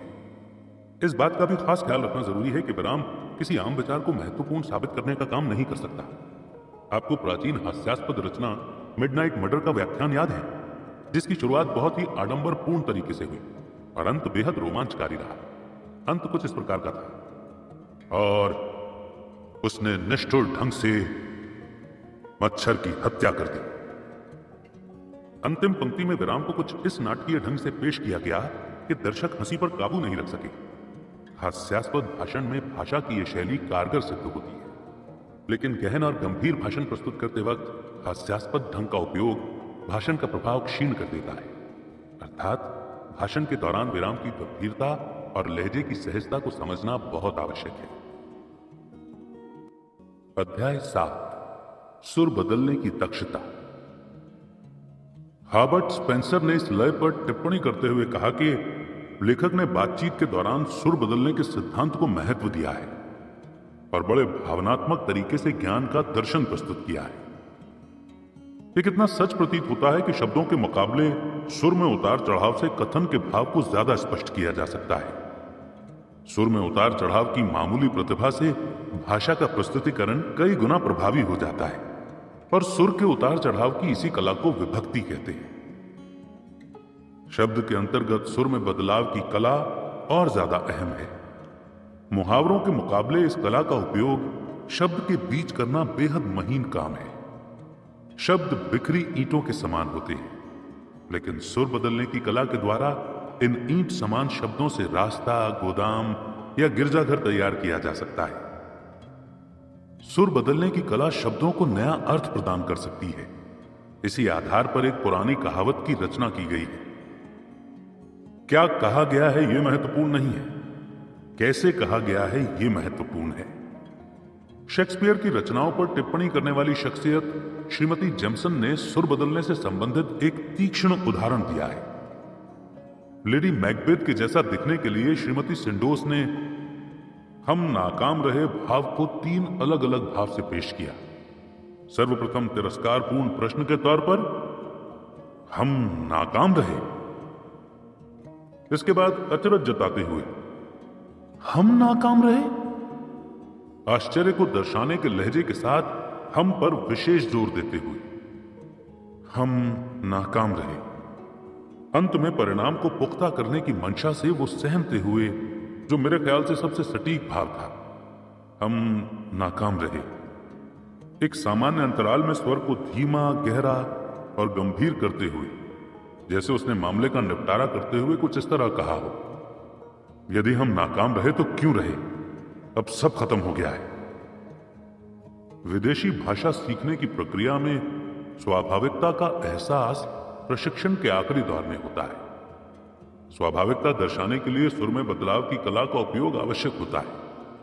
सुर बदलने की कला के अभाव में एक रूपता झलकने लगती है। सुर बदलने की कला में सुर चढ़ाने और गिराने का अभ्यास किया जाता है। सुर से संबंधित प्रतिभा असाधारण होती है।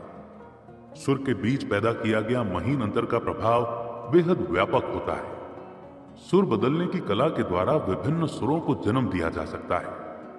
उदाहरण के लिए, तेजी से सुर को चढ़ाना, लंबे अंतराल तक सुर को खींचना, सपाट सुर, लंबे अंतराल तक गिरने वाला सुर, तेजी से गिरने वाला सुर, तेजी से चढ़ने गिरने वाला सुर, तेजी से गिरने चढ़ने वाला सुर, हिचकिचाहट। दरअसल सुर में विभिन्नता की कोई सीमा नहीं है। इन उदाहरणों में सुर में बदलाव के सामान्य सिद्धांत, यानी सुर में उतार चढ़ाव के माध्यम से होने वाले प्रभाव को दर्शाया गया है। अलग अलग विचार और भावनाओं को व्यक्त करने वाले विभिन्न सुरों को सूचीबद्ध करना नामुमकिन है। इस कला के प्रशिक्षण के लिए कुछ महत्वपूर्ण सुझावों के साथ अभ्यास के लिए पर्याप्त सामग्री का उल्लेख किया गया है।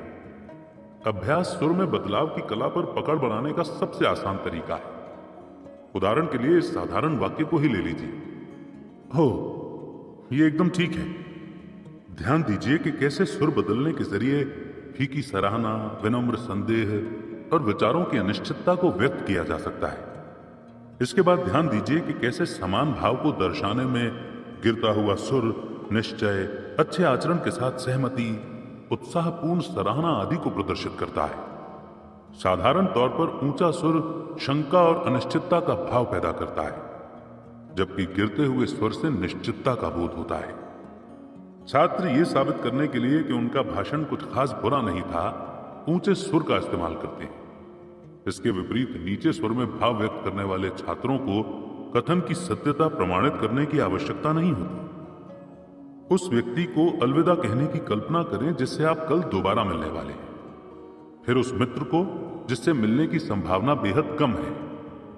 इन दोनों भावों में सुर के बदलने का एहसास खुद ब खुद हो जाएगा। चाय पर किसी कम पहचान की महिला से अलविदा कहते समय आपके साथ बिताया गया समय बेहद सुखद था। आपका भाव और प्रेमिका के साथ बिताए गए समय के बाद इस भाव का प्रस्तुतिकरण समान नहीं होता। दोनों स्थितियों में सुर के बदलाव के अंतर को महसूस किया जा सकता है। इस बात को अच्छी तरह समझ लेना चाहिए कि सुर में बदलाव की प्रक्रिया बेहद अप्रत्याशित होती है। एक एक शब्द के बीच बेहद महीन बदलाव, भाषण के दौरान सुर में तेज और बेहद धीमे बदलाव से इस कला को प्रदर्शित नहीं किया जा सकता।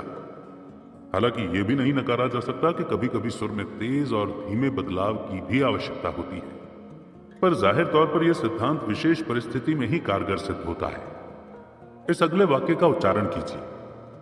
और फिर भी मैंने जो कहा स्पष्ट कहा। अब इस वाक्य के विभिन्न मतलब निकालने के नजरिए से महत्वपूर्ण शब्दों के सुर बदलने की कोशिश कीजिए। इस दिए गए उदाहरण में सुर को केवल 2 शब्दों के लिए बदलने की सलाह ही दी गई है, स्पष्ट कहा। लेकिन हकीकत में अलग अलग शब्दों के स्वरों को बदलकर वाक्य के कई मतलब निकाले जा सकते हैं। ध्यान रहे कि शब्दों के उच्चारण में सुर का बदलाव आवश्यकता से ज्यादा या कम नहीं होना चाहिए। सुर में जरूरत से ज्यादा बदलाव भाषा को बनावटी बना देता है। ऐसा लगता है जैसे एक परिपक्व गृहिणी चुलबुली अदाएं दिखाने की कोशिश कर रही है। ये एक स्वाभाविक भाव और बिना इरादे किए गए मजाक के बीच एक महीन पर्दे के समान है। अपने सुर का स्वयं विश्लेषण कीजिए। उदाहरण के तौर पर ओ नहीं, या फिर ओ मैं समझा, और वास्तव में इन भावों को सुर के बदलाव के जरिए अलग अलग मतलब देने की कोशिश कीजिए और धैर्यपूर्वक इसकी समीक्षा कीजिए। नियमों की पुस्तक के मुकाबले यह अभ्यास विषय को ज्यादा गहराई से समझने में मदद करेगा। इसके अलावा अंतर्मन की आवाज पहचानना भी महत्वपूर्ण विशेषता है। अध्याय 8, भाषण शैली में एकाग्रता। सिर के ऊपर आगे पीछे की ओर हाथ फेरें और साथ ही अपने सीने को थपथपाएं। तालमेल का सही अभ्यास होने तक यह क्रिया नामुमकिन नहीं तो बेहद उलझन भरी जरूर महसूस होगी। एक ही समय पर 2 या 3 काम करने की विद्या सीखने के लिए दिमाग को विशेष अभ्यास की जरूरत होती है। अधिकतर मनोवैज्ञानिकों के मुताबिक दिमाग एक समय में 2 विचारों के विषय में नहीं सोच सकता। अक्सर हमें महसूस होता है कि हमने 2 विचारों के विषय में एक ही समय में सोचा है, लेकिन दरअसल ऐसे 2 विचारों के बीच बेहद समानता होती है। लिहाजा हमें लगता है कि यह एक ही समय में होने वाली क्रिया रही होगी। इस दावे की सत्यता की मनोवैज्ञानिक वजह जो भी हो, लेकिन इस तथ्य से इनकार नहीं किया जा सकता कि दिमाग दूसरे विचार तक पहुंचते वक्त पहले विचार को छोड़ देता है और यह प्रक्रिया निरंतर जारी रहती है। अधिकतर वक्ता एक विचार व्यक्त करते समय अगले विचार को सोचने की बहुत आम लेकिन हानिकारक गलती करते हैं और इस तरह वक्ता की एकाग्रता भंग हो जाती है। परिणाम स्वरूप वाक्य की शुरुआत तो बेहद प्रभावशाली होती है, लेकिन अंत बेहद फीका हो जाता है। पहले से तैयार किए गए लिखित भाषण में ध्यान रखा जाता है कि वाक्य के अंत में ही बल देने योग्य शब्दों का प्रयोग किया जाए, लेकिन बल देने योग्य शब्द के लिए प्रभावशाली प्रस्तुति की भी आवश्यकता होती है। एकाग्रता के अभाव में यह प्रभाव फीका पड़ जाता है, लिहाजा मौजूदा वाक्य पर ध्यान केंद्रित करना बेहद आवश्यक हो जाता है। याद रहे कि दर्शकों का दिमाग वक्ता के दिमाग का बहुत ध्यान पूर्वक अनुकरण करता है। यदि भाषण के दौरान एकाग्रता को मौजूदा वाक्य की जगह अगले वाक्य पर केंद्रित कर दिया जाए तो दर्शकों का दिमाग भी भटक जाता है। हालांकि दर्शकों में यह भटकाव सोचा समझा नहीं होता, लेकिन निस्संदेह ऐसे मौके पर मौजूदा वाक्य का महत्व दर्शकों के लिए कम हो जाता है। वक्ताओं और कलाकारों के लिए विचारों का भटकाव बहुत हानिकारक सिद्ध होता है। निसंदेह भाषण के बीच स्वाभाविक विराम के दौरान अगले वाक्य के बारे में सोचा जा सकता है, लेकिन एक वाक्य बोलते समय दूसरे वाक्य के बारे में सोचना हानिकारक होता है। किसी गहन विचार को एकाग्रता के बिना प्रस्तुत नहीं किया जा सकता। निसंदेह एकाग्र व्यक्ति विचारों के भाव को बेहद प्रभावशाली ढंग से प्रस्तुत करने की योग्यता रखता है। भाषण की तैयारी के समय वक्ता विचार और भावनाओं को केंद्रित करता है। स्वाभाविक विराम के दौरान अभ्यस्त वक्ता आगामी विचारों पर ध्यान देते हुए प्रभावशाली प्रस्तुति की तैयारी करता है। लेकिन भाषण के दौरान केवल बोलें, पूर्वानुमान न करें। एकाग्रता के साथ शक्तियों को भी बांटें। उदाहरण के लिए इस पर ध्यान दें। आपने क्या पढ़ा मेरे स्वामी? हैमलेट ने जवाब दिया, शब्द शब्द शब्द। ये एक प्राचीन समस्या है। शब्दों का सपाट उच्चारण भाव पैदा नहीं करता, लेकिन शब्दों को खींचने से भाव व्यक्त हो सकता है। क्या आपने कभी ध्यान दिया है कि रटा हुआ भाषण कितना खोखला महसूस होता है? क्या आपने कभी एक लय और तेज स्वर में दोषारोपण करने वाले अप्रभावी कलाकार, वकील या उपदेशक को सुना है? ऐसे लोग मानसिक समस्या से ग्रसित होते हैं। पेशेवर लोग इस बात का अंदाजा नहीं लगा पाते कि महत्वपूर्ण भाव को सपाट तरीके से व्यक्त करने से उसका प्रभाव नष्ट हो जाता है। लिहाजा महत्वपूर्ण भाव को दृढ़ता से प्रस्तुत करना आवश्यक होता है। ऐसी प्रस्तुति वक्ता और दर्शक दोनों के लिए कष्टदायक होती है। इस लिहाज से तो तोते को भी वाक्पटु माना जा सकता है। शेक्सपियर ने बड़े ही सटीक उदाहरण के साथ समझाया है कि मेरे शब्द ऊपर उड़ते हैं, विचार सतह पर रहते हैं, बिना सोचे बोले गए शब्द स्वर्ग तक नहीं पहुंचते। निपुण वक्ता होने के नाते शब्दों को बार बार नया जन्म देना चाहिए। इस प्रकार भाषण से एक रूपता के बादल छंट जाते हैं। शब्दों के पीछे छिपे स्वाभाविक, हार्दिक, ताजा और सहज विचार भाषण की प्रस्तुति को जीवंत बना देते हैं। शब्द अभिव्यक्ति का परिणाम होते हैं। कारण को प्रोत्साहित किए बिना परिणाम तक नहीं पहुंचना चाहिए। क्या आप जानते हैं कि ध्यान कैसे केंद्रित किया जाता है? क्या आपने विभिन्न शब्दों के दार्शनिक अर्थों पर ध्यान दिया है? गौर करें कि किस प्रकार एक कांच का टुकड़ा संपूर्ण सूर्य की किरणों से मिलने वाली ऊर्जा को केंद्रित करता है। एकाग्र न हो सकने वाले व्यक्ति में या तो इच्छा शक्ति की कमी होती है, या वो घबराहट की बीमारी से ग्रसित होता है, या फिर उसे इच्छा शक्ति के महत्व की जानकारी ही नहीं होती है। हर व्यक्ति में वातावरण की बाकी घटनाओं से ध्यान हटाकर खुद को एकाग्र करने की शक्ति होती है। शरीर के किसी हिस्से में होने वाली पीड़ा पर ज्यादा ध्यान केंद्रित करने से पीड़ा और बढ़ जाती है। टेनिस के खेल में प्रहार पर ध्यान दीजिए, प्रदर्शन में खुद ब खुद निखार आ जाएगा। एकाग्रता का अर्थ है किसी एक चीज पर ध्यान केंद्रित करना और बाकी चीजों से ध्यान हटाना। यदि आप ऐसा नहीं कर पा रहे हैं तो कुछ गड़बड़ है। इस कमी पर सबसे पहले ध्यान दें। कमी को सुधारने की भरपूर कोशिश करें। निश्चित रूप से समाधान निकल आएगा। आत्मशक्ति से संबंधित अध्याय को ध्यान से पढ़ें। इच्छा और अभ्यास के द्वारा इच्छा शक्ति को विकसित करें। हर कीमत पर ध्यान लगाएं। निश्चित रूप से सफलता हासिल होगी। बल। कई नाटक अच्छे होने के बावजूद दर्शकों को प्रभावित करने में नाकाम सिद्ध होते हैं। रंगमंच की जुबान में कहा जाए तो ऐसे नाटक एक निश्चित प्रभाव से ऊपर उठने में नाकाम रहे हैं। दरअसल ऐसे नाटकों में रोचकता, मनोरंजन और प्रचंडता की कमी महसूस होती है। निसंदेह ऐसे नाटक त्रासदी से कम महसूस नहीं होते। सटीक शब्दों में कहें तो ऐसे नाटकों के प्रस्तुतिकरण के लिए बहुत कम तैयारी की जाती है और मंच पर भी अभिनय में जान डालने के खास प्रयास नहीं किए जाते। इन नाटकों का प्रस्तुतिकरण बेहतर कर दिया जाए तब भी दर्शकों पर खास प्रभाव नहीं पड़ता, अतः इन नाटकों को जल्दी भुला दिया जाता है। बल क्या है? पूर्णतः स्पष्ट प्रतीत होने वाले शब्दों की बारीकी से छानबीन की जाए तो कई गुप्त अर्थ निकाले जा सकते हैं।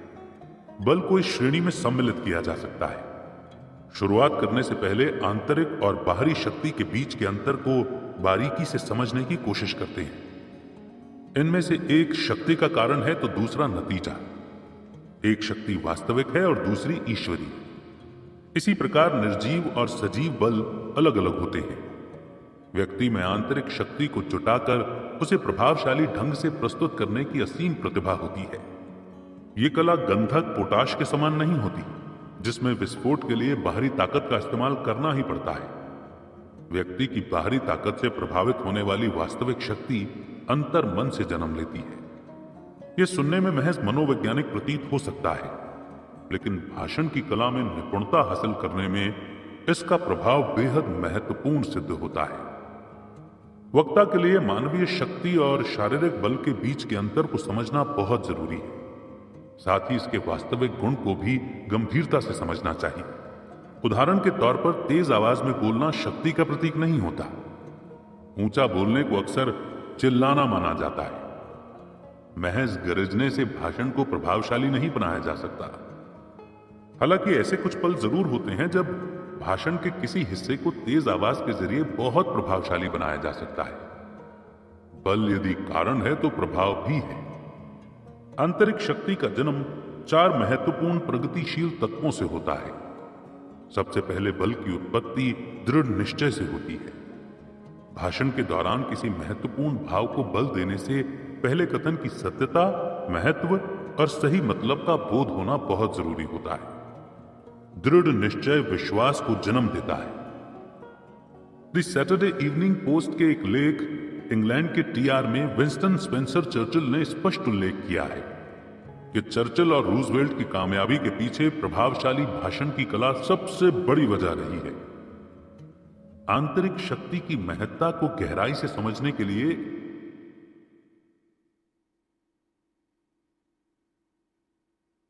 इसके मूल सिद्धांत को करीब से जानने की कोशिश करते हैं। व्यक्ति दृढ़ निश्चय की भावना को कैसे महसूस करता है?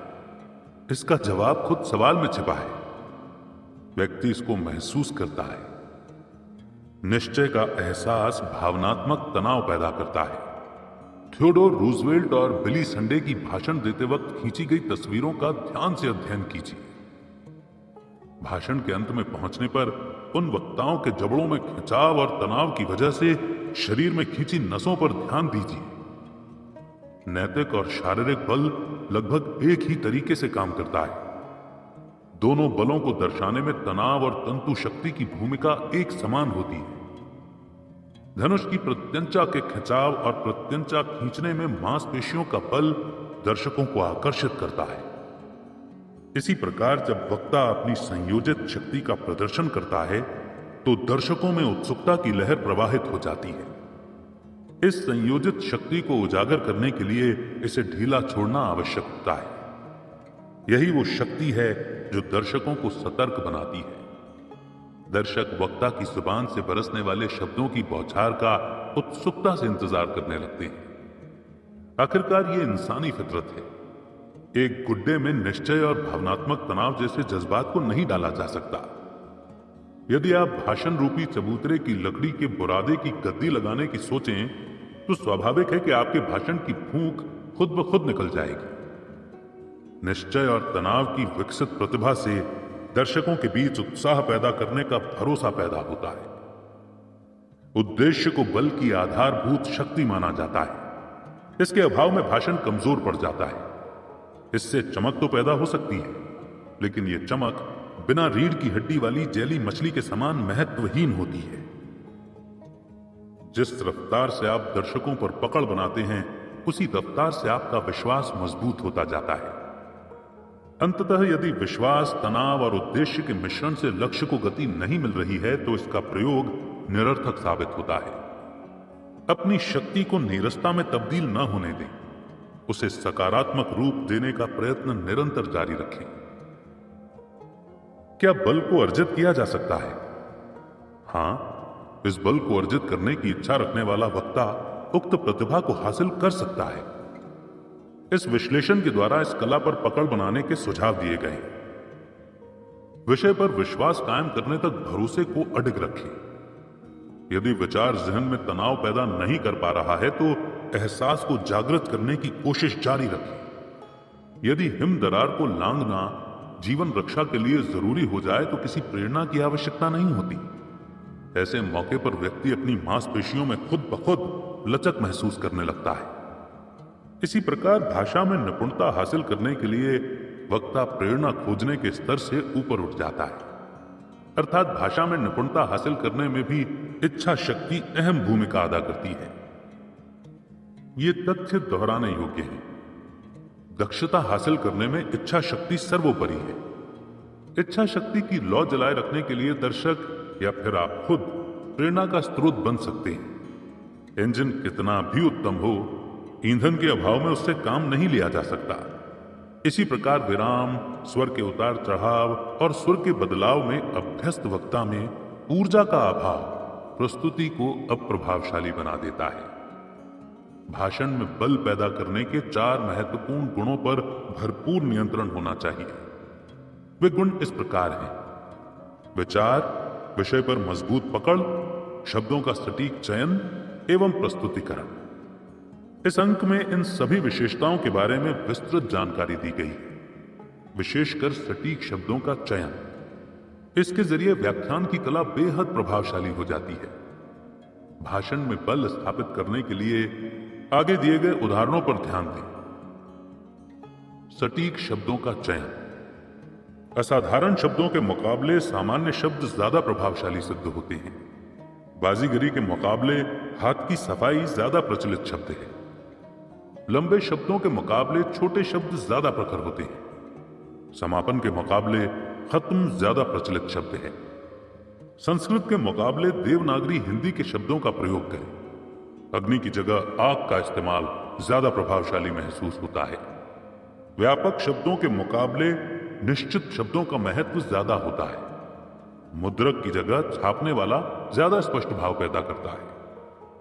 लक्ष्य साबित करने वाले शब्द निसंदेह आमतौर पर बोले जाने वाले शब्दों के मुकाबले गहरा प्रभाव डालते हैं। उसकी शादी हो गई, इसके मुकाबले आखिरकार उसने शादी कर ही ली।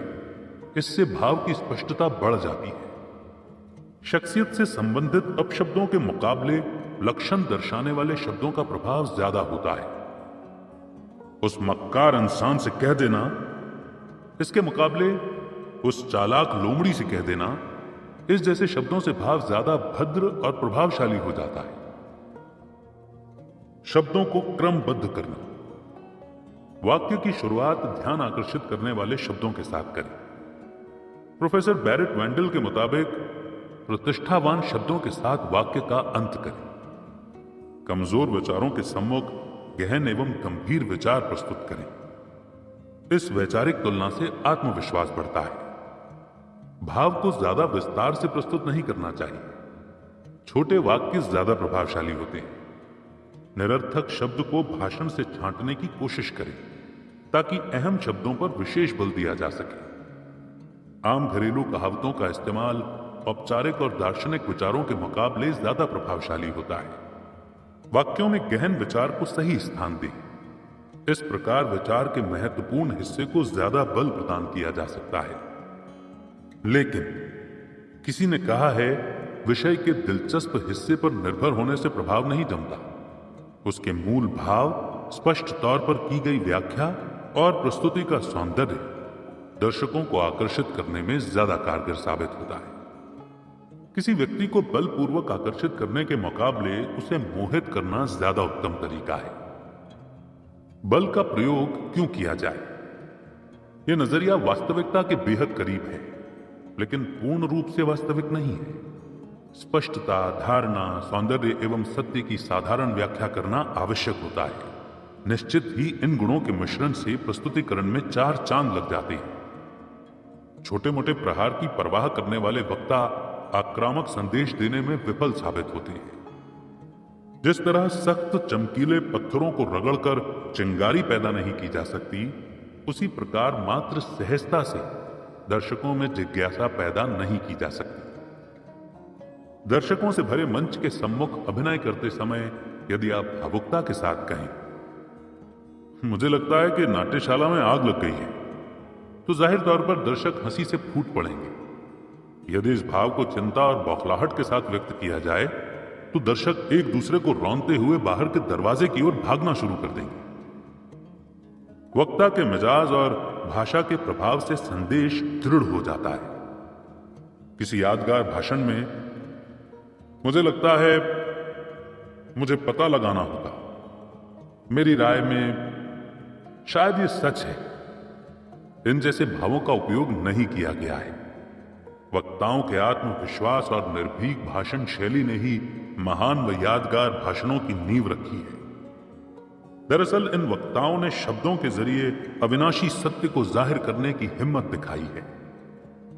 ईसा मसीह के बारे में कहा गया है कि साधारण व्यक्ति ईसा मसीह का प्रवचन बहुत आनंद से सुनते थे।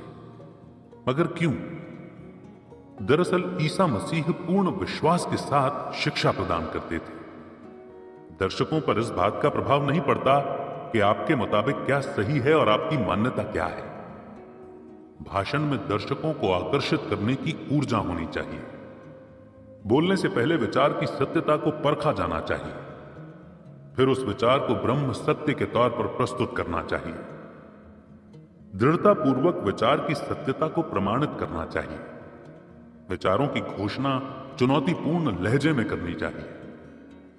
यदि आप विश्वास के साथ नहीं बोल सकते तो बेहतर है कि चुप रहें।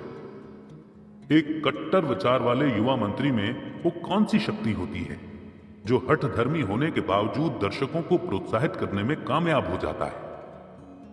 मेरे दोस्तों, जो मैं आपको मानता भी हूं, कर्तव्य के नाते आपको बताना चाहता हूं कि पश्चाताप ही पापों को धोने का सही मार्ग है। पश्चाताप से पाप पूरी तरह से धुल जाते हैं। साथ ही सत्य के मार्ग की जानकारी मिलती है। लेकिन इससे बड़ी सच्चाई यह है कि यदि मैं भी आपको यही शिक्षा देने लगूंगा तो सभी लोग पश्चाताप का मार्ग अपना लेंगे, फिर यहां कोई नहीं बचेगा। प्रभावशाली भाषण में एक युग से संबंधित दर्शन प्रस्तुत करना चाहिए। आज के दौर में उत्साहहीन और बेमन से प्रस्तुत किए गए भाषण को कोई नहीं सुनना चाहता। आज के युग में समाज दुनिया भर की जानकारी रखता है। लिहाजा भाषण और विचारों को प्रचलित करने के लिए वक्ता को दर्शकों के मिजाज को समझना चाहिए। पहली कतार में बैठकर किसी प्रसिद्ध नाट्य रचना को गौर से देखिए। ध्यान रहे कि रोमांचक नाट्य रचना हास्य रचना नहीं। नाटक देखते समय कहानी से आप अपना ध्यान पूरी तरह से हटा लीजिए और प्रस्तुतिकरण की तकनीक एवं कलाकारों के अभिनय पर ध्यान केंद्रित कीजिए। नाटक के अंत में अभिनय में विशेष आकर्षण एवं प्रबलता का अनुभव होगा। इस अध्याय में यही प्रस्तुत करने की कोशिश की गई है। दरअसल पूर्ण रूप से सुनियोजित, नियंत्रित और कोमलता से किया गया बल प्रयोग दर्शकों के मन पर अमिट छाप छोड़ने का काम करता है। बल का प्रयोग कब किया जाए?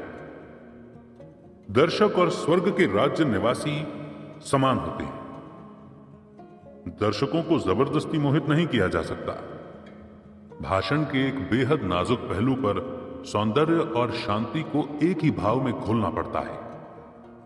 बल की उत्पत्ति विरोधाभास के दो अनंत किनारों में से किसी एक किनारे पर होती है। इनमें से किसी एक किनारे यानी कि बल या शांति को भाषण का आधार नहीं बनाया जा सकता। इन दोनों भावों का सटीक इस्तेमाल करना चाहिए।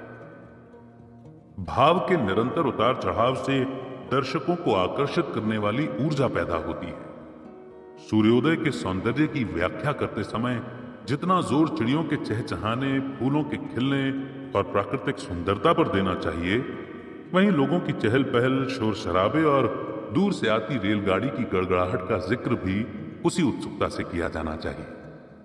ऐसे व्याख्यान में दर्शकों की सोच को खुलने का भरपूर मौका दें। याद रखें कि कई दिमागी तिजोरियों की चाबी खो चुकी होती है। इन तिजोरियों को खोलने का प्रयास करें।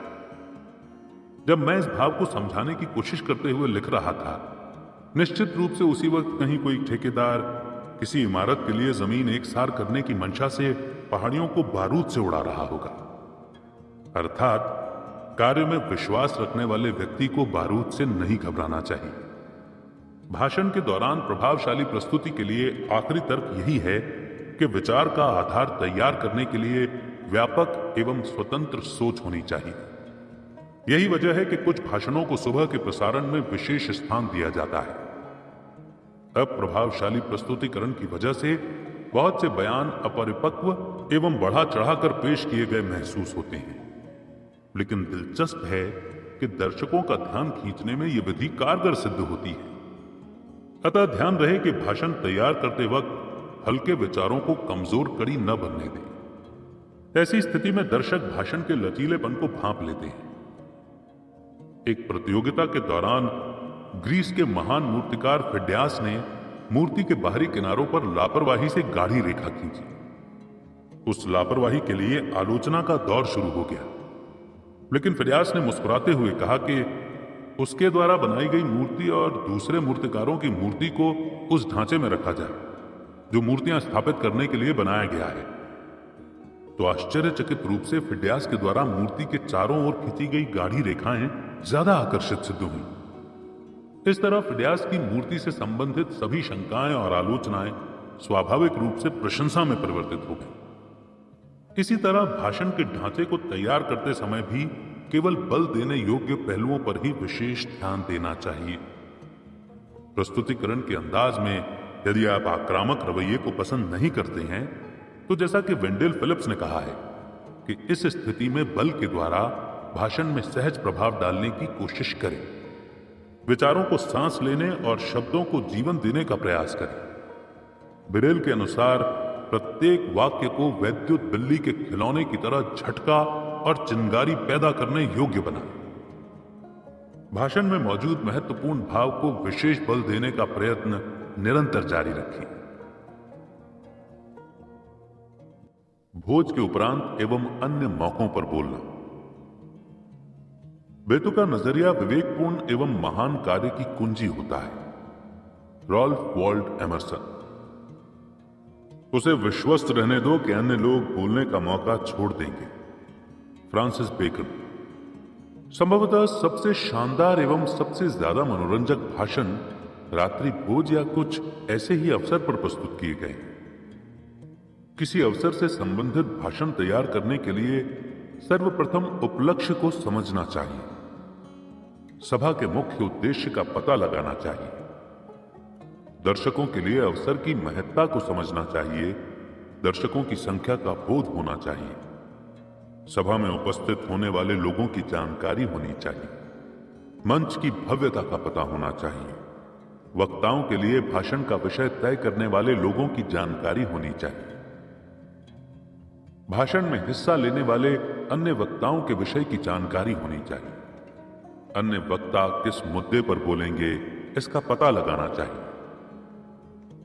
वक्ता के भाषण के अंतराल का बोध होना चाहिए, पता होना चाहिए कि किसके बाद किस वक्ता को बोलने का मौका दिया जाएगा।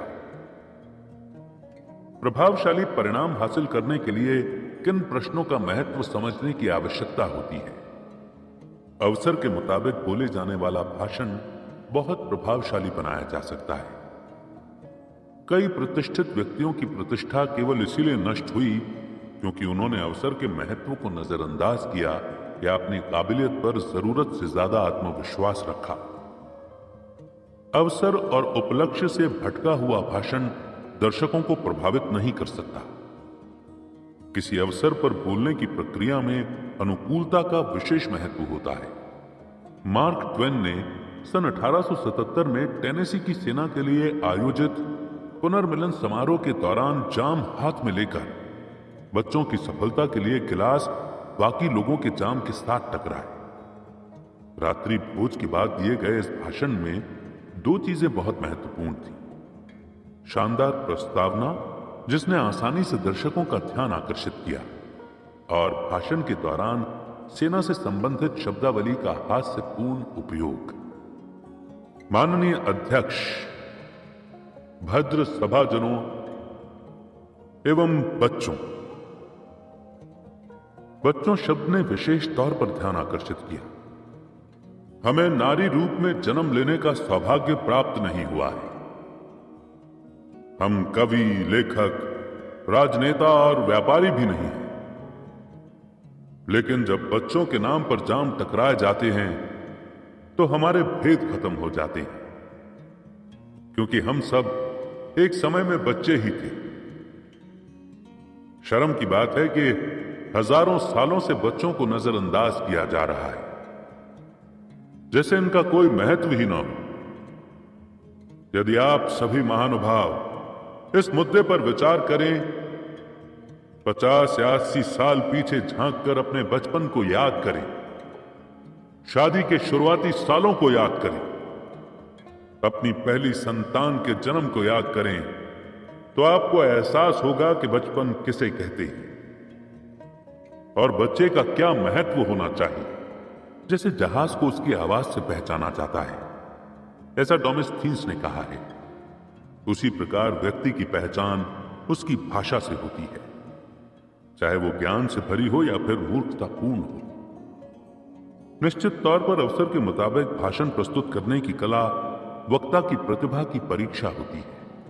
कुछ बेपरवाह लोग रात्रि भोज के बाद भी मौज मस्ती में लगे रहते हैं और अनजाने में विवादास्पद मुद्दों को छोड़ देते हैं। प्रथा के अनुसार भोज के दौरान कट्टर प्रतिद्वंदी भी आपस में बहस नहीं करते। भोज के बाद किसी कड़वाहट भरे प्रश्न से खाने का स्वाद भी कड़वा हो जाता है।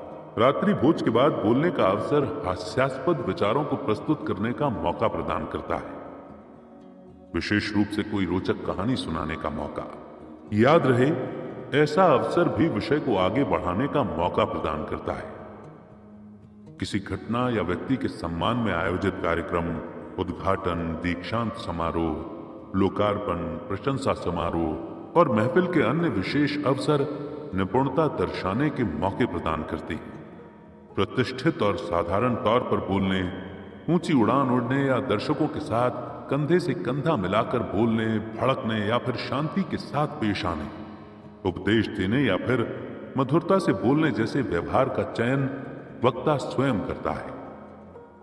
चयन की इस प्रक्रिया में भाषण का अवसर महत्वपूर्ण होता है। संक्षिप्त भाषण लिखने वाले वक्ता का भगवान भला करे, ऐसे वक्ता को बार बार भाषण के लिए बुलाया जाए।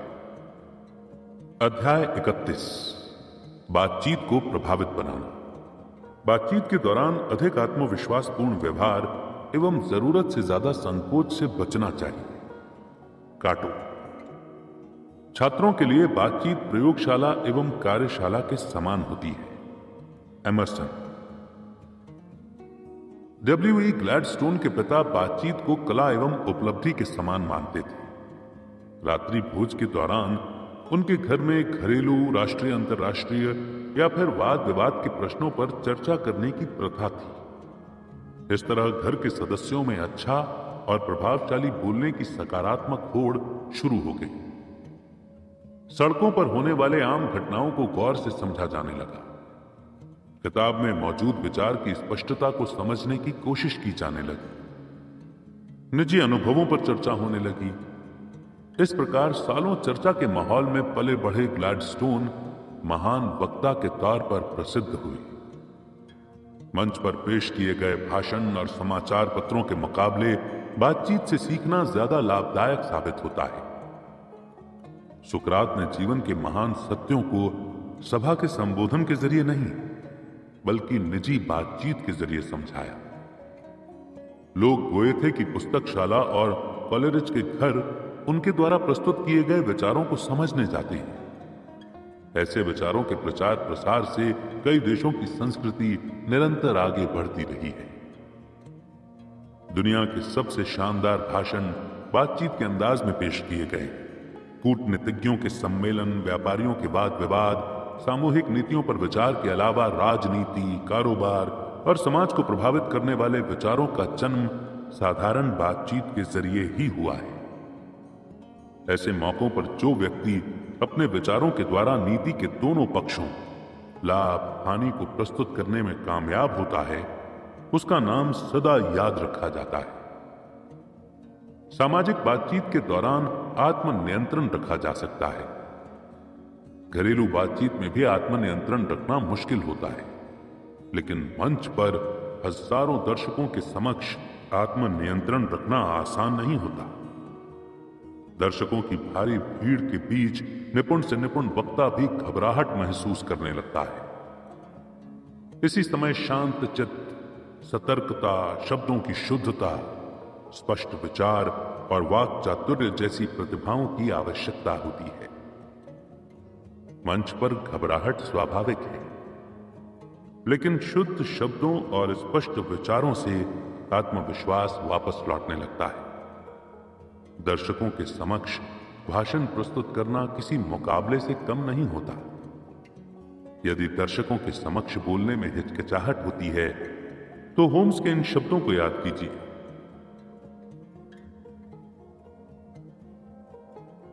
जब आप बातचीत के दौरान अचानक से अटक जाएं, तो घबराहट में और खराब बोलने की जगह संयम से काम लें। ऐसे मौके पर आत्मविश्वास का सहारा लें। विचारों में भटकाव को संगठित करने की कोशिश करें। मस्तिष्क को बातचीत के मुद्दे पर केंद्रित करने का प्रयास करें और भटकाव से उबरने की कोशिश करें। यकीन मानिए, आत्मबल के द्वारा ऐसी स्थिति से बाहर निकला जा सकता है। प्रभावशाली ढंग से भाषण न प्रस्तुत करने का मतलब ही नाकामी होता है। बातचीत आकर्षक एवं प्रभावशाली बनाने के लिए मस्तिष्क को विषय पर केंद्रित करने की आवश्यकता होती है। विचारों को लापरवाही से पेश करने से प्रभाव खत्म हो जाता है। कूटनीति का भी यही सिद्धांत है कि सही शब्द का इस्तेमाल सही वक्त पर किया जाए। पुराने विषयों और सिद्धांतों का निरंतर विकास होता रहता है। नई जानकारियां जुड़ती रहती हैं। इसी प्रकार भाषा भी निरंतर विकसित होती रहती है। विचारों का आदान प्रदान ही बातचीत का आधार होता है, लेकिन ज्यादातर लोग बातचीत के महत्व को नजरअंदाज करते हैं। ब्रॉनसन एल्कॉट अक्सर कहा करते थे कि अधिकतर लोग वाद विवाद कर लेते हैं, लेकिन बात करना कुछ ही लोगों को आता है। बातचीत के दौरान दूसरे लोगों के विचारों को सुनना अति आवश्यक होता है। बातचीत केवल दूसरे लोगों को सम्मान देने के लिए नहीं, बल्कि मुद्दे को समझने के लिए सुननी चाहिए। कई वक्ता दूसरों के विचारों पर ध्यान की जगह केवल अपने विचारों पर ही मंथन करते रहते हैं। ऐसे वक्ताओं की प्रतिक्रिया बहुत फीकी और अप्रभावशाली होती है। कई बार वक्ताओं को लापरवाही की वजह से उपहास भी सहना पड़ता है। स्वयं की भावना उजागर करने से आनंद की प्राप्ति होती है। आंतरिक संतुष्टि कल्पना शक्ति को मजबूती प्रदान करती है। ऐसी स्थिति में व्यक्ति कविताएं रचता है, कहानियां लिखता है। बातचीत का सबसे बड़ा आनंद ही यह है कि व्यक्ति को खुद के विचार उजागर करने की स्वतंत्रता मिलती है। बातचीत को एक ही ढंग से प्रस्तुत करने वाला वक्ता जल्द ही उबाऊ प्रतीत होने लगता है, क्योंकि ऐसा वक्ता दूसरे लोगों के विचार उजागर करने के समय को नष्ट करता है। वहीं दूसरे लोगों को बोलने का मौका देने वाले वक्ता को ज्यादा पसंद किया जाता है। जाहिर है कि खुद के विचार व्यक्त करना भी सभी को अच्छा लगता है, और उस पर वक्ता की ओर से उत्साहित प्रतिक्रिया मिल जाए तो प्रसन्नता और भी बढ़ जाती है। विचारों का समर्थन करने वाले वक्ताओं को पसंद किया जाता है, और वही लोग दूसरे लोगों को प्रसन्न कर सकते हैं जो ध्यान से सुनते हैं। व्यक्तित्व में ठहराव व्याकुलता दूर करने का पहला कदम होता है। इसके द्वारा फूहड़ आचरण, अस्पष्ट विचार, भाषा की अशुद्धि और स्वयं की गलती का पता लगाना आसान हो जाता है। यदि आपका ध्यान इन समस्याओं की ओर नहीं जाता है तो आपकी कोई मदद नहीं कर सकता। इन समस्याओं से उबरने के लिए व्यक्ति को स्वयं मेहनत करनी पड़ती है। खुद की कमी पहचानने वाला व्यक्ति जल्द ही इन समस्याओं से उबर जाता है। एक, समस्या से उबरने के लिए इच्छा शक्ति का दृढ़ होना आवश्यक है। याद रहे कि इच्छा शक्ति हर स्थिति में बरकरार रहनी चाहिए। दो, खुद पर विश्वास मानकर चलें कि भाषण में प्रस्तुत किए जाने वाले विचार एकदम सही है। यदि आपको खुद के विचारों पर संदेह है तो विचारों की स्पष्टता तक चुप रहें। तीन, आत्मविश्वास हासिल करने के बाद दृढ़ता से अपने विचारों को प्रस्तुत कीजिए। विचारों का सम्मान कीजिए और साधारण एवं स्पष्ट भाषा में व्याख्यान कीजिए। भाषा का उचित ज्ञान अर्जित कीजिए। विश्वास होना चाहिए कि साधारण भाषा बोलने में आप निपुणता हासिल कर चुके हैं। बातचीत से संबंधित संकेत। आम लोगों की रुचि से संबंधित किसी विषय का चुनाव करें। शाम की चाय के वक्त गैस इंजन की कार्य प्रणाली पर चर्चा करना या फिर पुरुषों की मनोरंजन सभा में फूल की किस्मों का व्याख्यान करना बहुत उबाऊ हो जाता है। किसी सभा में अपने हाथ पैरों की विकृति दर्शाना पुरुषों को शोभा नहीं देता। इसी प्रकार अपने दुखों का विलाप करना और किसी अन्य व्यक्तियों की कमी पर चर्चा करना भी पुरुषों का काम नहीं होता। आम जनता सुखद अंत वाले नाटक एवं किस्सों को सुनना पसंद करती है। सारी दुनिया खुशी की तलाश में है। आमतौर पर समस्याओं एवं दुखों को सुनना पसंद नहीं किया जाता है। जॉर्ज कोहान ने 30 साल की उम्र तक कई हंसमुख नाटक लिखकर करोड़ों रुपए कमाए। इनका यह सिद्धांत आम बोलचाल की प्रक्रिया पर भी लागू होता है। हंसी खुशी के माहौल में महफिल को अलविदा कहना चाहिए। बातचीत के दौरान मैं शब्द का प्रयोग नहीं करना चाहिए। हजारों लोगों की महफिल में सबको प्रसन्न एवं संतुष्ट करने वाला कोई अकेला व्यक्ति नहीं हो सकता। अपनी रुचि के मुताबिक बातचीत का विषय चुनना दर्शकों के लिए उबाऊ हो सकता है। पंखों वाले घोड़ों एवं मछलियों, परियों आदि के किस्से कहानी सुनने की इच्छा रखने वाले दर्शक को खीरे की विशेषता सुनने में कोई दिलचस्पी नहीं होती। आकर्षक वक्ता सदा दर्शकों की रुचि से संबंधित विषयों पर ही चर्चा करते हैं।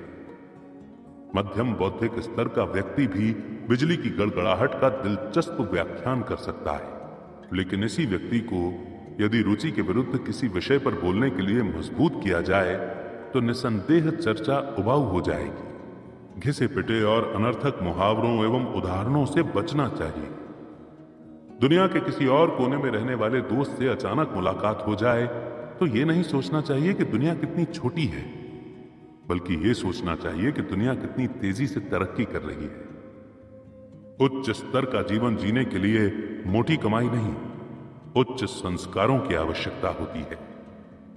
किसी नए या रोचक विचार के अभाव में चुप रहना ज्यादा बेहतर होता है।